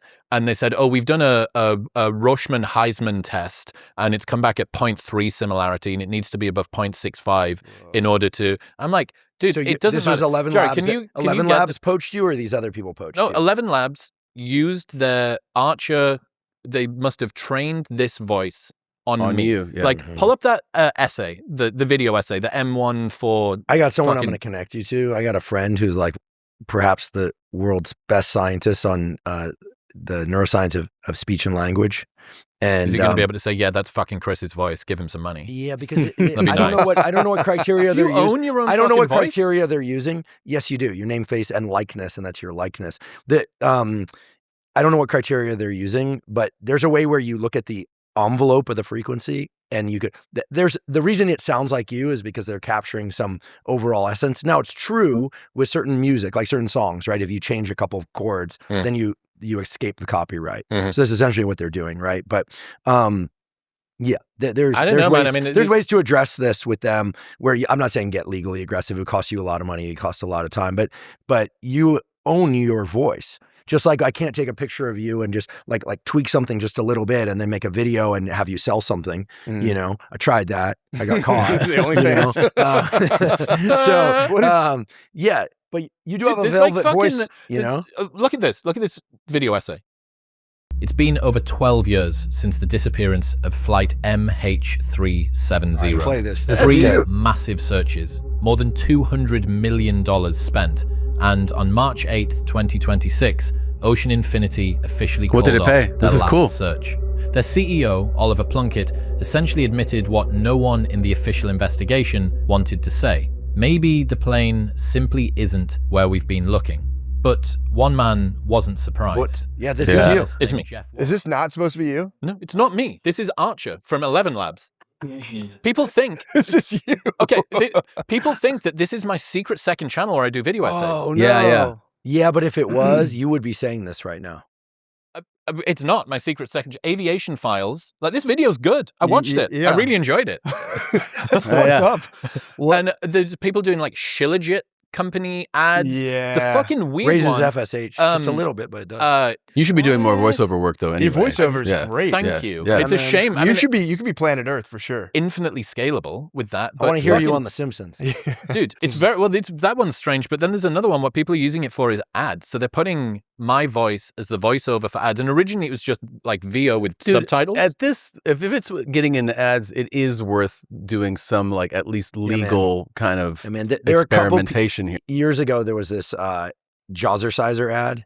I remember that one. With me talking, and it was all AI, right? So, and people, you know, I get enough crap anyway, but people were like, oh, the Jazzerciser. I'm like, I'm not, this was all AI. You do have a big neck. That sucks. I train you got to train your neck, guys. You got to train your neck. Do you iron neck it? No, I have a 4-way neck machine, or I do some, like a plate wrapped in a towel and, you know, that kind of thing. It's your upper spine. It's important. I don't have the best posture, but I don't have the worst posture. Doesn't that mess with your sleep?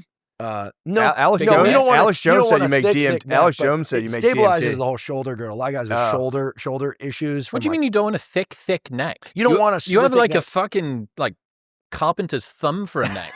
You don't want a neck so big that it restricts your breathing. Yeah, well, you know, Alex Jones says if your neck gets big enough, you produce DMT in your sleep, which is why he's in connection with intradimensional entities, and that's where he gets a lot of his information. So I was just checking science behind that. That might be related to the fact that he owes nearly $8 billion. But hey, listen, the last person I want to get into the mix with is Alex Jones. I don't know him. I've seen some things here or there. His employees get shot walking up to their house. Seems like a dude to avoid for the most part. But anyway, love and light, as they say in Los Angeles. Fair enough. I don't know. It's a level of neck thickness you can get to where you just start producing drugs. DMT in his sleep. He claims his neck's so thick he produces DMT. That cannot be real. It's so funny. It's so funny though. That is funny. To just brag about a thing, you're like, okay, yeah, sure. Yeah. He's like random node connector, like in terms of just like, you know, like the. There's this thing in Psychosis called Clang associations, where people who are psychotic start to associate the sound of a word, like the phonetics of it, with the meaning.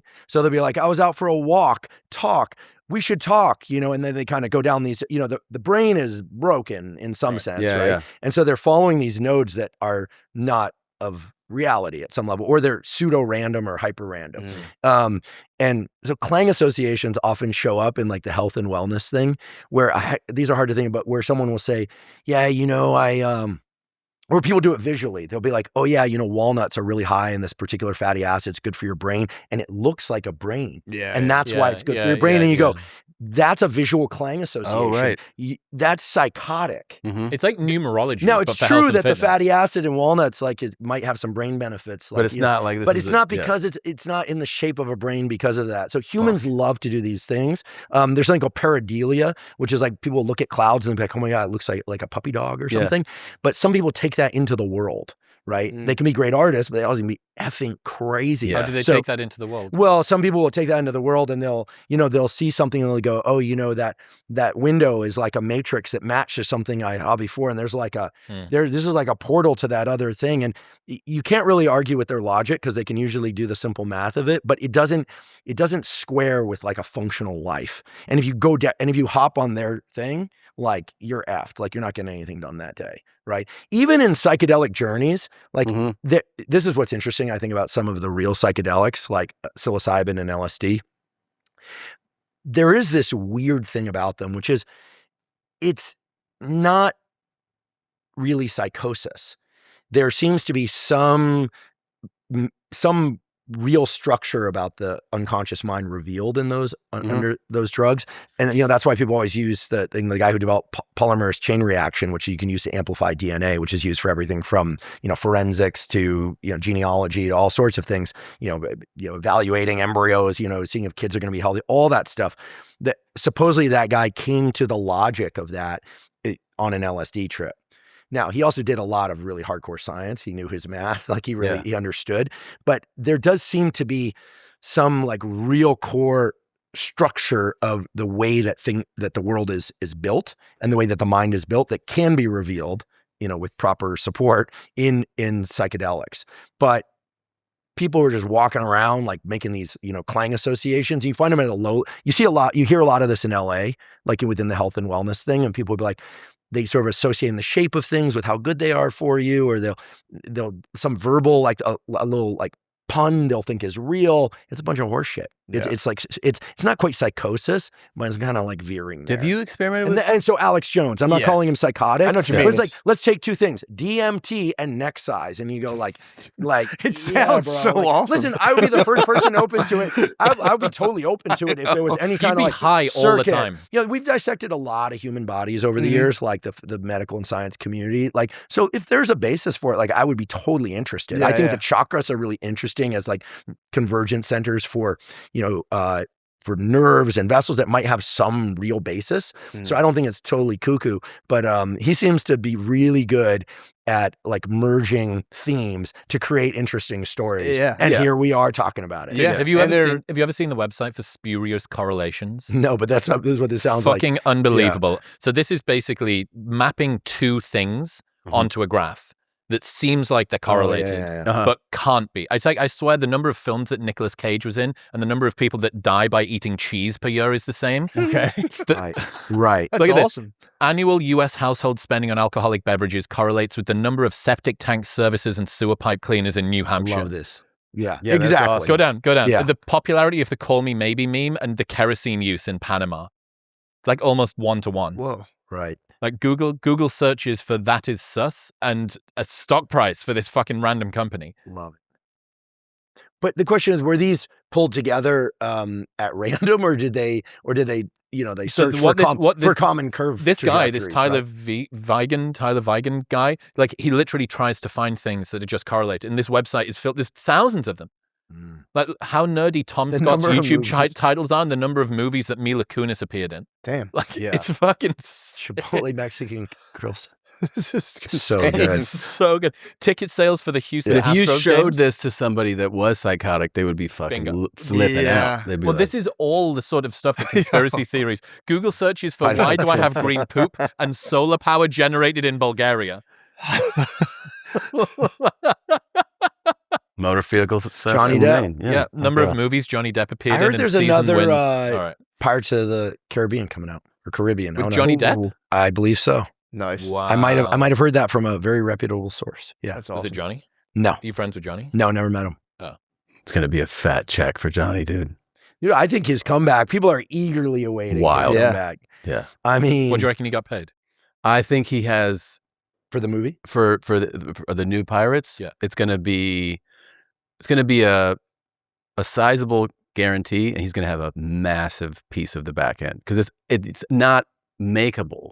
You can't do it without him. Yeah. So the piece of the back end is going to be stupid. What's that? What's piece of the back end? Well, points. He's going to have a percentage probably from maybe if he has the best deal, it's going to be like $1 gross percentage, which is like the moment somebody buys a ticket, he gets a piece of that. And that could be $1 billion box office thing. So he could be getting, I mean, if it's as big as we would anticipate, 9 figures for doing a movie. It's like the Jordan That's a deal, comeback. right? Yeah, it's a comeback. I wonder if it'll compensate for what he lost, got from the trial, and then gets from this. Whether or not, if you looked financially, in terms of fucking sanity. Emotionally. Well, he's also famously a loose spender, So, oh, really? Oh, you never read that article? No. It was fucking amazing, dude. About his spending habits? Yeah. It was a Rolling Stone article that it was like a 20-page thing about like how he spends, and it was.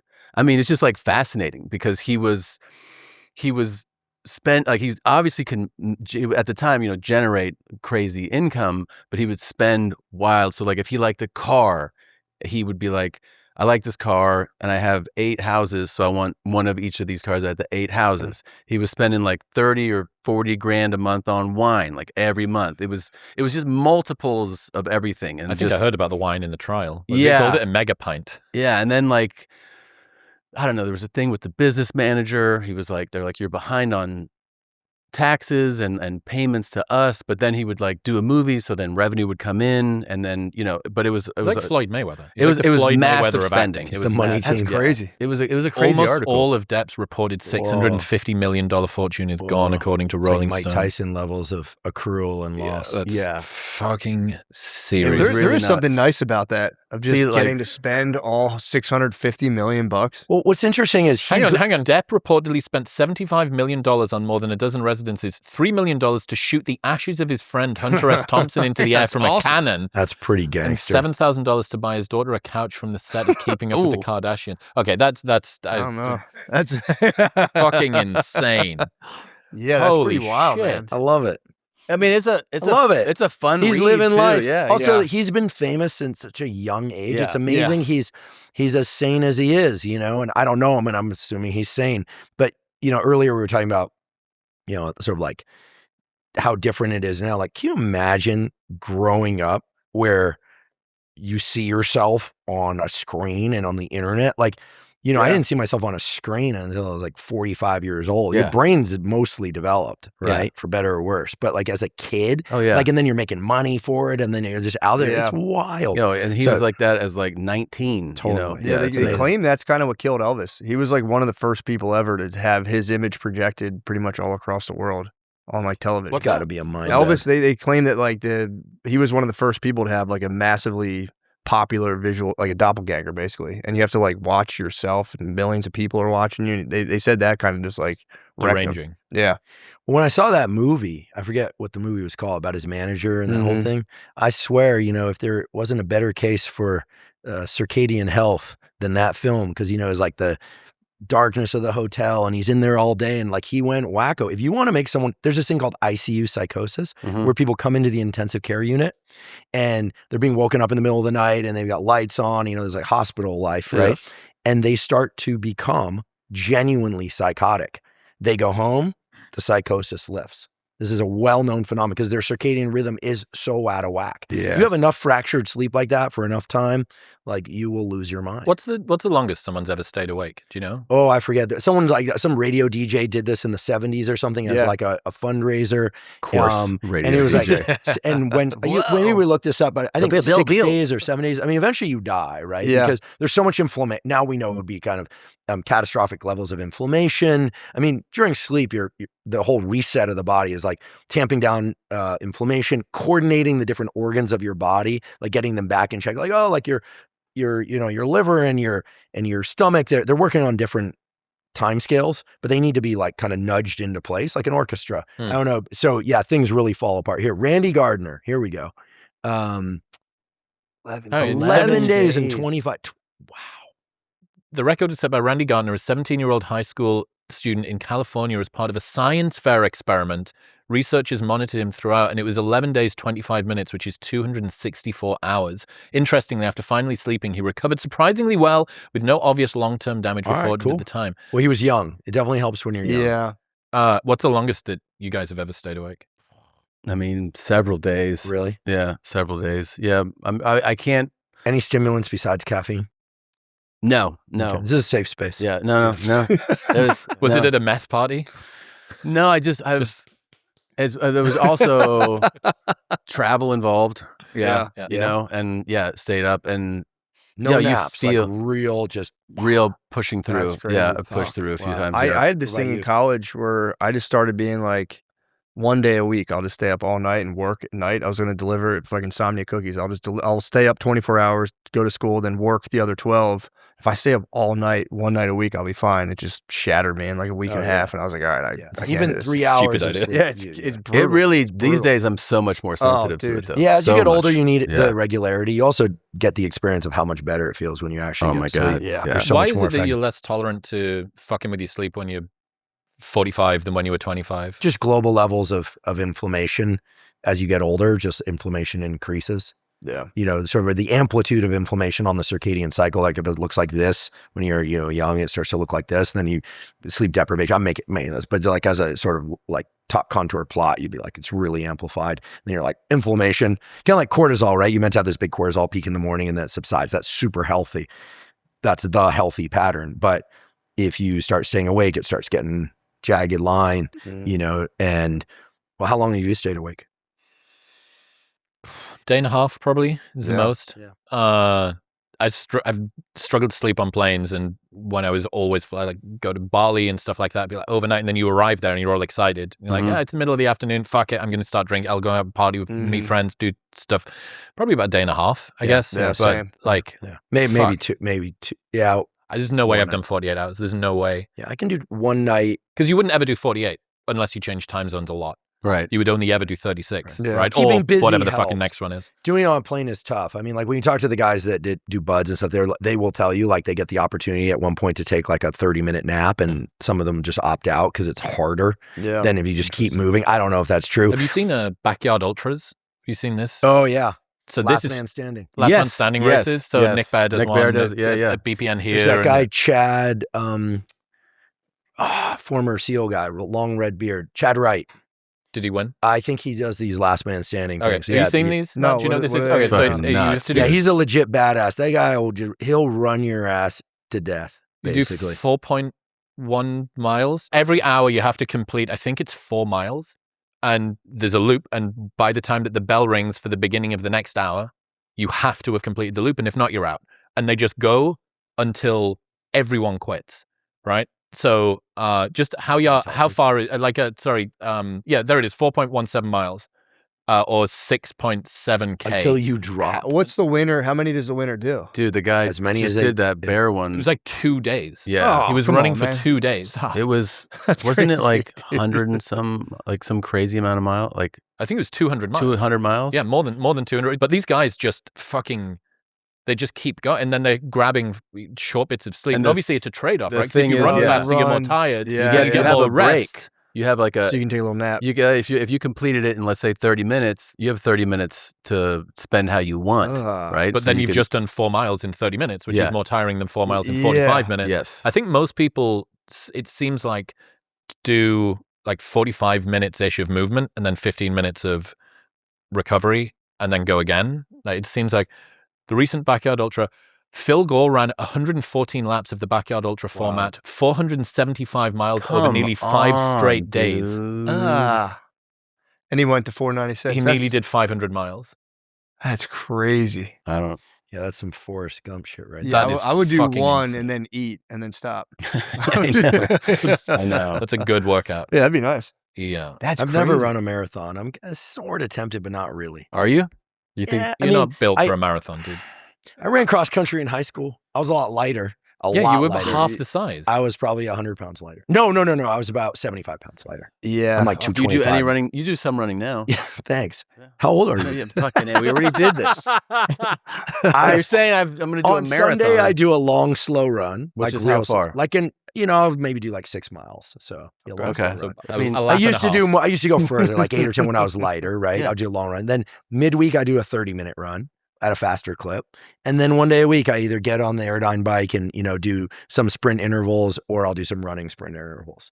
And then I lift 3 days a week. But you're actually like thinking about doing a marathon. Yeah, every once in a while someone will be like, hey, there's a half marathon in like outside of Aspen, which is beautiful, and you can like crest into the town, and we could, and I'm like, that sounds kind of cool. 13 miles seems, like doable.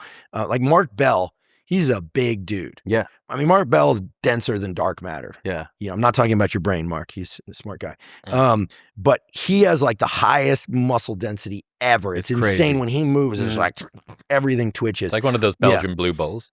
Totally. Yeah. Yeah. And so he's run marathons. Yeah. And he's constantly. Well, what's crazy is he used to be like highly competitive power lifter and was like 320 pounds, and then now he just shrunk all the way down, but he's still like the muscle is just I think crazy. he bench pressed 1,000 pounds. It's I'm not fucking kidding. nuts. Is that possible? Do I have that think wrong? the bench. I don't think the bench record is Squatted 1,000. Squatted 1,000. I don't know. Can we bench look at 1,000. Mark Bell's best bench? He was genuinely fat too. Yeah. But Huge. Very, I very wonder, fat maybe boy. it was 700 pounds. I don't know. In any case, It's nuts. he was also doing the snake diet recently. He was really What the fuck is that? Do you know about this? Yeah, No. he's Where you always- just do what is it? sugar all day long, low protein. So there's this weird thing, right? And there are all these crazy theories. I want to just disclaimer, I don't necessarily believe the mechanism. Sure. But there's this idea that when you are low protein, high sugar, you generate this fibroblast growth factor, one of these FGFs, that then converts into a bunch of energy. And this is why kids have the theory is this is why kids have tons of energy. And so he was doing this diet of just like fruit and candy and low protein carbs all day, and then like a chicken breast at night. And he claimed he got like super shredded on this, had tons of energy. I tried it for like half a morning, and I'm like, I want my eggs, I want my protein drink. I'm not doing this. Was he not carnivore for a while? Sorry, 854 pounds. I apologize. I misspoke. Not 1,000 pounds, but not that far. But he's at 2,000 pound total, and he's hit 1,000 pound squat, which is fucking. Gotcha. So it's 1,000 pounds. That makes sense. Nobody's bench pressing 1,000 pounds. Hang on. Was he not the fucking carnivore guy for a long time? Yeah, and he and his brother and he's were now the Sugarmaxxing guy. Basically. But he also is got shredded on both diets. Yeah, he likes to experiment with he loves to experiment with things. That's great guy. That's crazy. He and Nasima are like a really important corner of the health and fitness world, in my opinion, because I do genuinely believe that Nasima is natural. Like he just has like wild genetics, and he trains really, really hard. And he's black. Does that have anything to do with it? He definitely has the build of a guy that could not be white and natural. Like, do you know anyone that's white and natural that's built like that? Yeah, I mean, Nasima's not white. I agree with you on that. Correct. I'm not trying to be politically correct.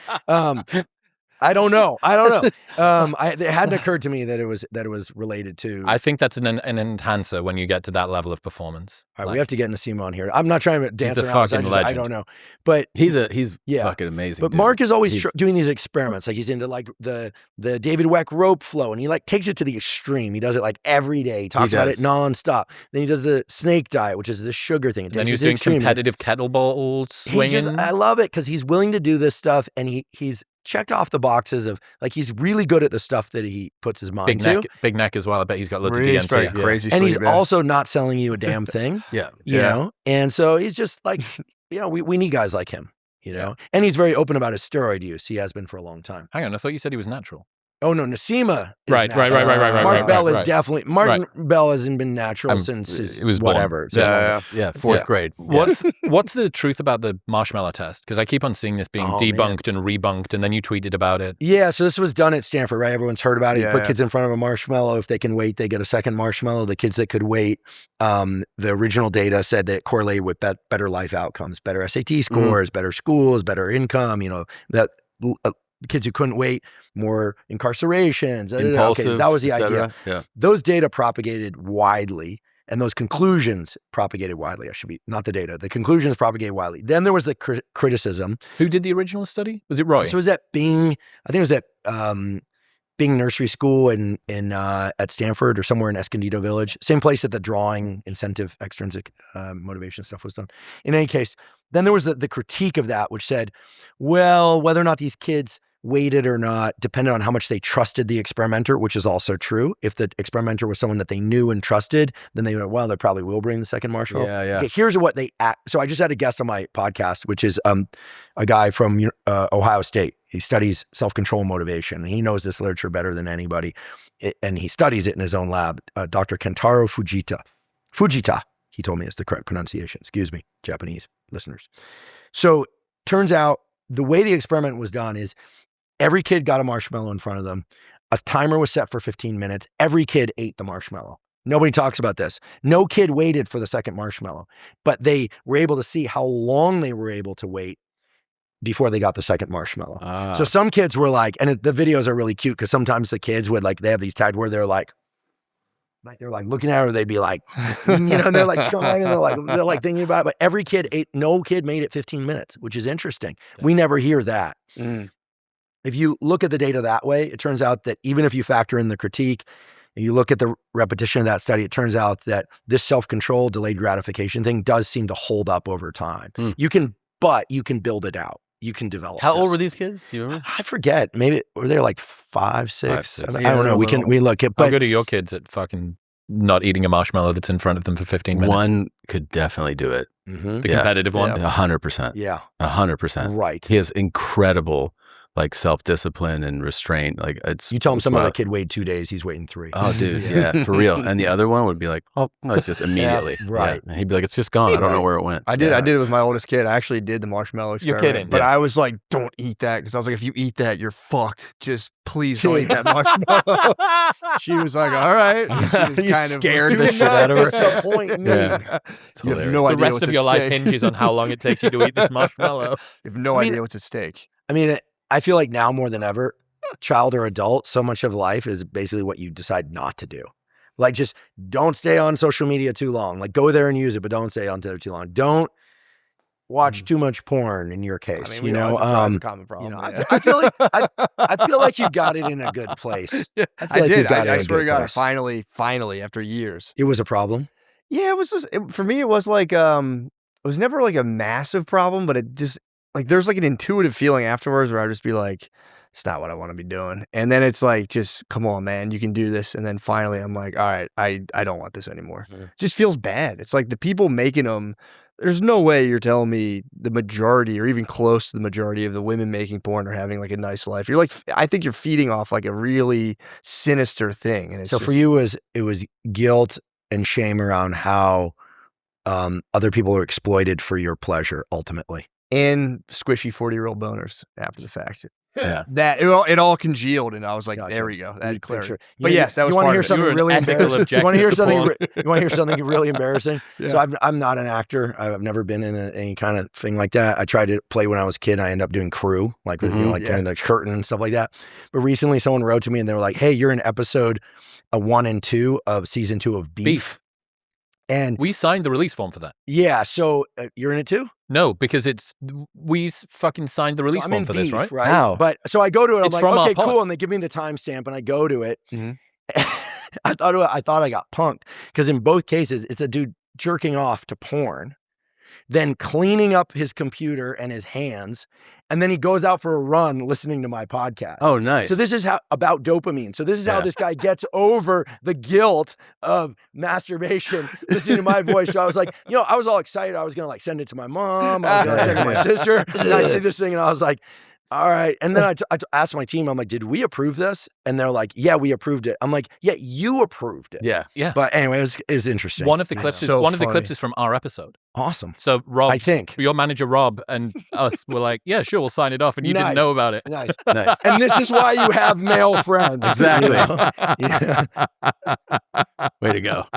Shit. But yeah, that's it. It's just kind of you finish and you're like, this isn't what I need to be doing. Especially once you have kids, then you're like, dude, I really can't do this in my house. If you get busted by a kid, it's over. Yeah, you don't really want them knowing. And it can happen. And you don't want them knowing you did this. So it's great that you're talking about this on the internet. Hey, man. I've never even thought about this. The fact that all of your fear as a kid was being walked in on by your mom or dad, but all of your fear as a parent is being walked in on by your kid. 1,000%. Oh my God. Interesting point. The trauma gets so much deeper. Way worse. Yeah, it'd be horrible. So that was the one I was like, That's a good insight. No more. You're gonna make a great parent. So yeah. You will make a great parent. Yeah, I can't wait to be a dad. You'll make a great parent. What about, okay, the other thing that I've kept on thinking about that I've never asked you, sunscreen. Is it killing us or not?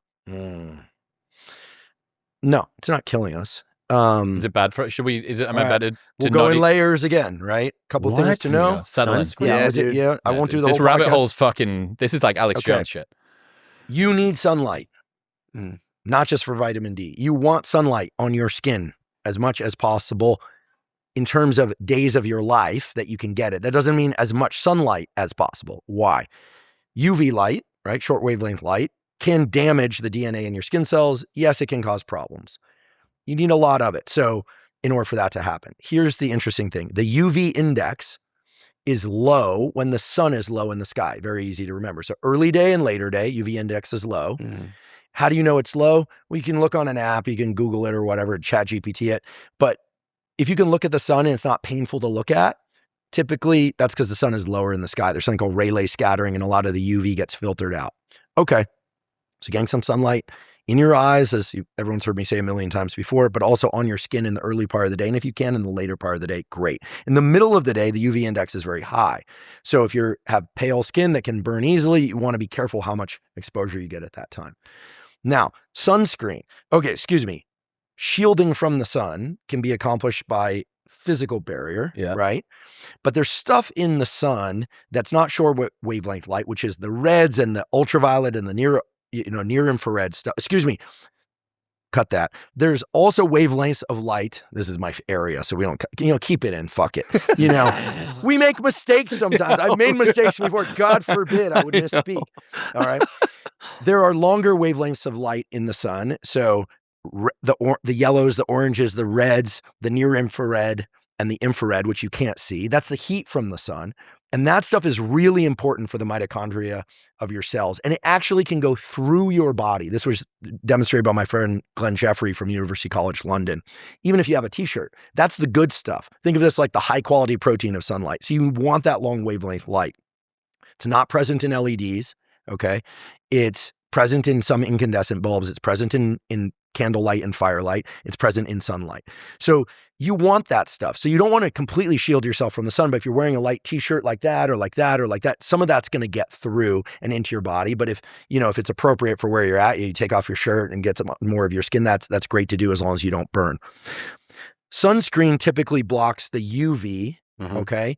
And there's sunscreen and sunblock, and it gets kind of nuanced. But if you are worried about the endocrine disruptors, or you're worried about the coral reefs, right, and the disruption to the oceans that are caused by sunscreens, if you're swimming in the ocean, it's very simple. Just use a mineral-based sunscreen, mineral only, so zinc oxide only. Now, a lot of people, in particular women, don't like it because it doesn't tend to rub in as well, but there's some versions that do. And that works just fine. But this idea that you need to completely shield from the sun all the time, except for people who have like genetic abnormalities that require that, it's complete bullshit. What about the endocrine disruptors? Is that true? Well, those are mostly in the chemical-based sunscreens, right? But that's what everyone's using. The spray ones, the benzene-based ones, those are very problematic. Now, could you use them once in a while and it's not a problem? Sure, but if your kids are at the pool all day and you're getting this stuff on, I mean, young skin is also much more absorbent than older skin. So the simple takeaway is try not to get burned. Get some sunlight on your skin as much as you can each day. It doesn't mean you have to get completely naked. You can thin clothing can do it, but that longer wavelength light is the best red light therapy in the world. And then ultimately it's the balance between the longer wavelengths and these shorter wavelengths. And that gets into a discussion about like, are LED lights bad? Well, they're not really bad, but they're really blue shifted and they're really short wavelength shifted. And it's not just about disrupting your circadian rhythm. If you're going to be indoors a lot, you want to try and get more of that long wavelength light. You could get it from red light therapy. You could get it from using incandescent bulbs, and best thing would be get sunlight on you. And that whole thing around LEDs may be causing problems for mitochondria, which is what the short wavelength light can do, independent of the effects on sleep, was considered kind of crazy quack science until Glenn Jeffrey's lab started looking at this. And Nature magazine, which is a legitimate scientific publication, they've been around more than 100 and something years, and serious science only, although there's some horseshit papers are published there, but it usually gets corrected over time. They they published a review recently which said, you can see what you want is that balanced spectrum of long wavelength, medium wavelength, and short wavelength light, but not getting burned. And the best source of that is this thing that we call the sun. Dang. So, and if you really want to enhance the effect, you get outside where there's a lot of greenery because some of that infrared light actually reflects off the greenery. So this whole thing of spending time outside and in nature, great. And even on overcast days, some of that comes through. So forgive the long kind of thing. And yes, I said UV on the long wavelength. It says short wavelength light, and Well, you want to hear a cool sun fact? I just researched the sun the other day. I did. I had Shane left, so I had to do a podcast. So I'll just do outer space, and I just talked about outer space. So the hydrogen fusion, whatever that happens in the sun's core, that releases gamma rays, which if they went through you, they'll just like literally sever your DNA. They'll kill you.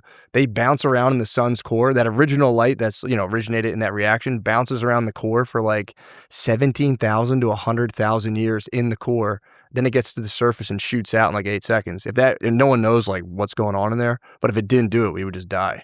We just get drowned in gamma rays and just be dead. If you ever want to, it's amazing. If you ever want to just trip out, you just look at wavelengths of electromagnetic radiation and sources and damage. Like X-rays are damaging. We know this, right? Yeah. You don't want too many of them. Microwaves, right? Heat things up from the inside, basically. So, and it's really cool to just kind of think about this. And then people go, is Bluetooth bad? I actually use corded headphones because I lose the stupid AirPods. Yeah. But microwaves.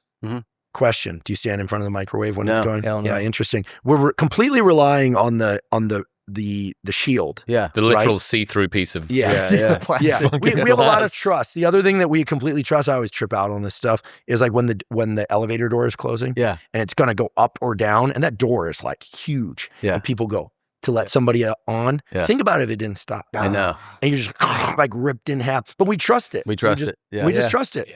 I always get kind of like I always had kind of a like spooked out with the microwave going. Like, you know what I mean? Like even like I just always stand off to the side. I'll scoot out to one side. Have you ever seen people that have got fears of escalators trying to get on? Oh yeah. The videos of that? Yeah. Yeah. And they're like just terrified of the fact that it's moving at, some people get really scared. 2 or 3 miles an hour. Not even one that's going up. Like a travelator, at the airport. And they're like holding on to the side. And sometimes it's an entire family. It's an entire family, and there's like a queue of people behind them, like it's a fucking escalator. I was at the airport, and there was like a mom, and she was there, and she had like a little kid that was like 3 or 4, and the mom got on with all of her luggage, and it was this big, tall, steep escalator, and she started going down. She turned around, her kid was like, "Yeah, right, I'm not going down." And I just looked at her, and I was like, "You want me to just put this kid on here?" She was just like, "Yeah." She didn't speak English. And you just give it up. Just grabbed the kid and was like, "Come on, man, get on there." And just sent him down to his mom. Dude. But yeah, she was like, "Oh no, how am I going to get back up there?" When she need to run up and she had that's going 2 down. big suitcases. She wouldn't have been able like to fucking do it. American Gladiator. Yeah. My travel days are like rucking days. I got this big bag that I carry with all my supplements, like weighed down. And then if there's a big staircase, I swear I'm the only person ever take on the staircase. You feel powerful on it. I just like getting the work in. I don't like arriving in, sweaty, but it's, there's some days they have showers. That is the workload equivalent of you not fapping over a weekend when you're in a hotel. You're like, I did the hard thing. Like I did the hard version of this. I'll do the steps too. I'll grab my suitcase and be like, pussies, and hit the steps real hard. Yeah, but then you're in your room jagging off 10 minutes later. I've got places to be. Yeah, I'm high tea. I'm just kidding, man. I'm not giving you a hard time. No, dude, I appreciate your vulnerability and your openness about this. Thank you, man. Yeah, man. Boys, I appreciate you all. Thank you for joining me. Tom, your thing. Oh, that's a final word. Your thing came out. Your thing came out yesterday. Yeah, what is it? Yes. Bad Thoughts Season 2. Is on Netflix. Yes, it's on Netflix. It was Is there a lot of poop in this one too? No, there's no poop. Oh, thank goodness. Did you have a problem with the poop? I'm not so comfortable with the poop. It was a bold choice. It was the first episode of the season to go with poop. But we learned, we changed. There's a whole bunch of different stories. They're all super fucked up again. But does Garth Brooks show up in this one too? No, we're done with him. And the poop. We have new targets and new fucked up stories. But yeah, it was a blast to make, and I'm super excited about it. It's streaming on Netflix. Please check it out. It's out now. Out now. Yes. Matt, are you on tour? Yeah, I have my actually this weekend. I don't know when this is coming out, but I'll be in Toronto Friday and the 15th, and then 16th I'll be in Chicago. And then you've got a book that comes out. A book, Protocols, user manual for the human brain and body, and it's out for pre-sale. It comes out in September finally, and I always say if nothing cures insomnia, this book will do it. So I'm going to go rub one out right now. Yeah. Unreal. Thanks, All right. Thanks for hosting us, Chris. See you, everybody. Thank you, man. See you next time. Congratulations, you made it to the end of a full podcast episode. You are not so TikTok brained that you've completely dissolved into nothingness. Why not watch another one? Right here. Go on, press it.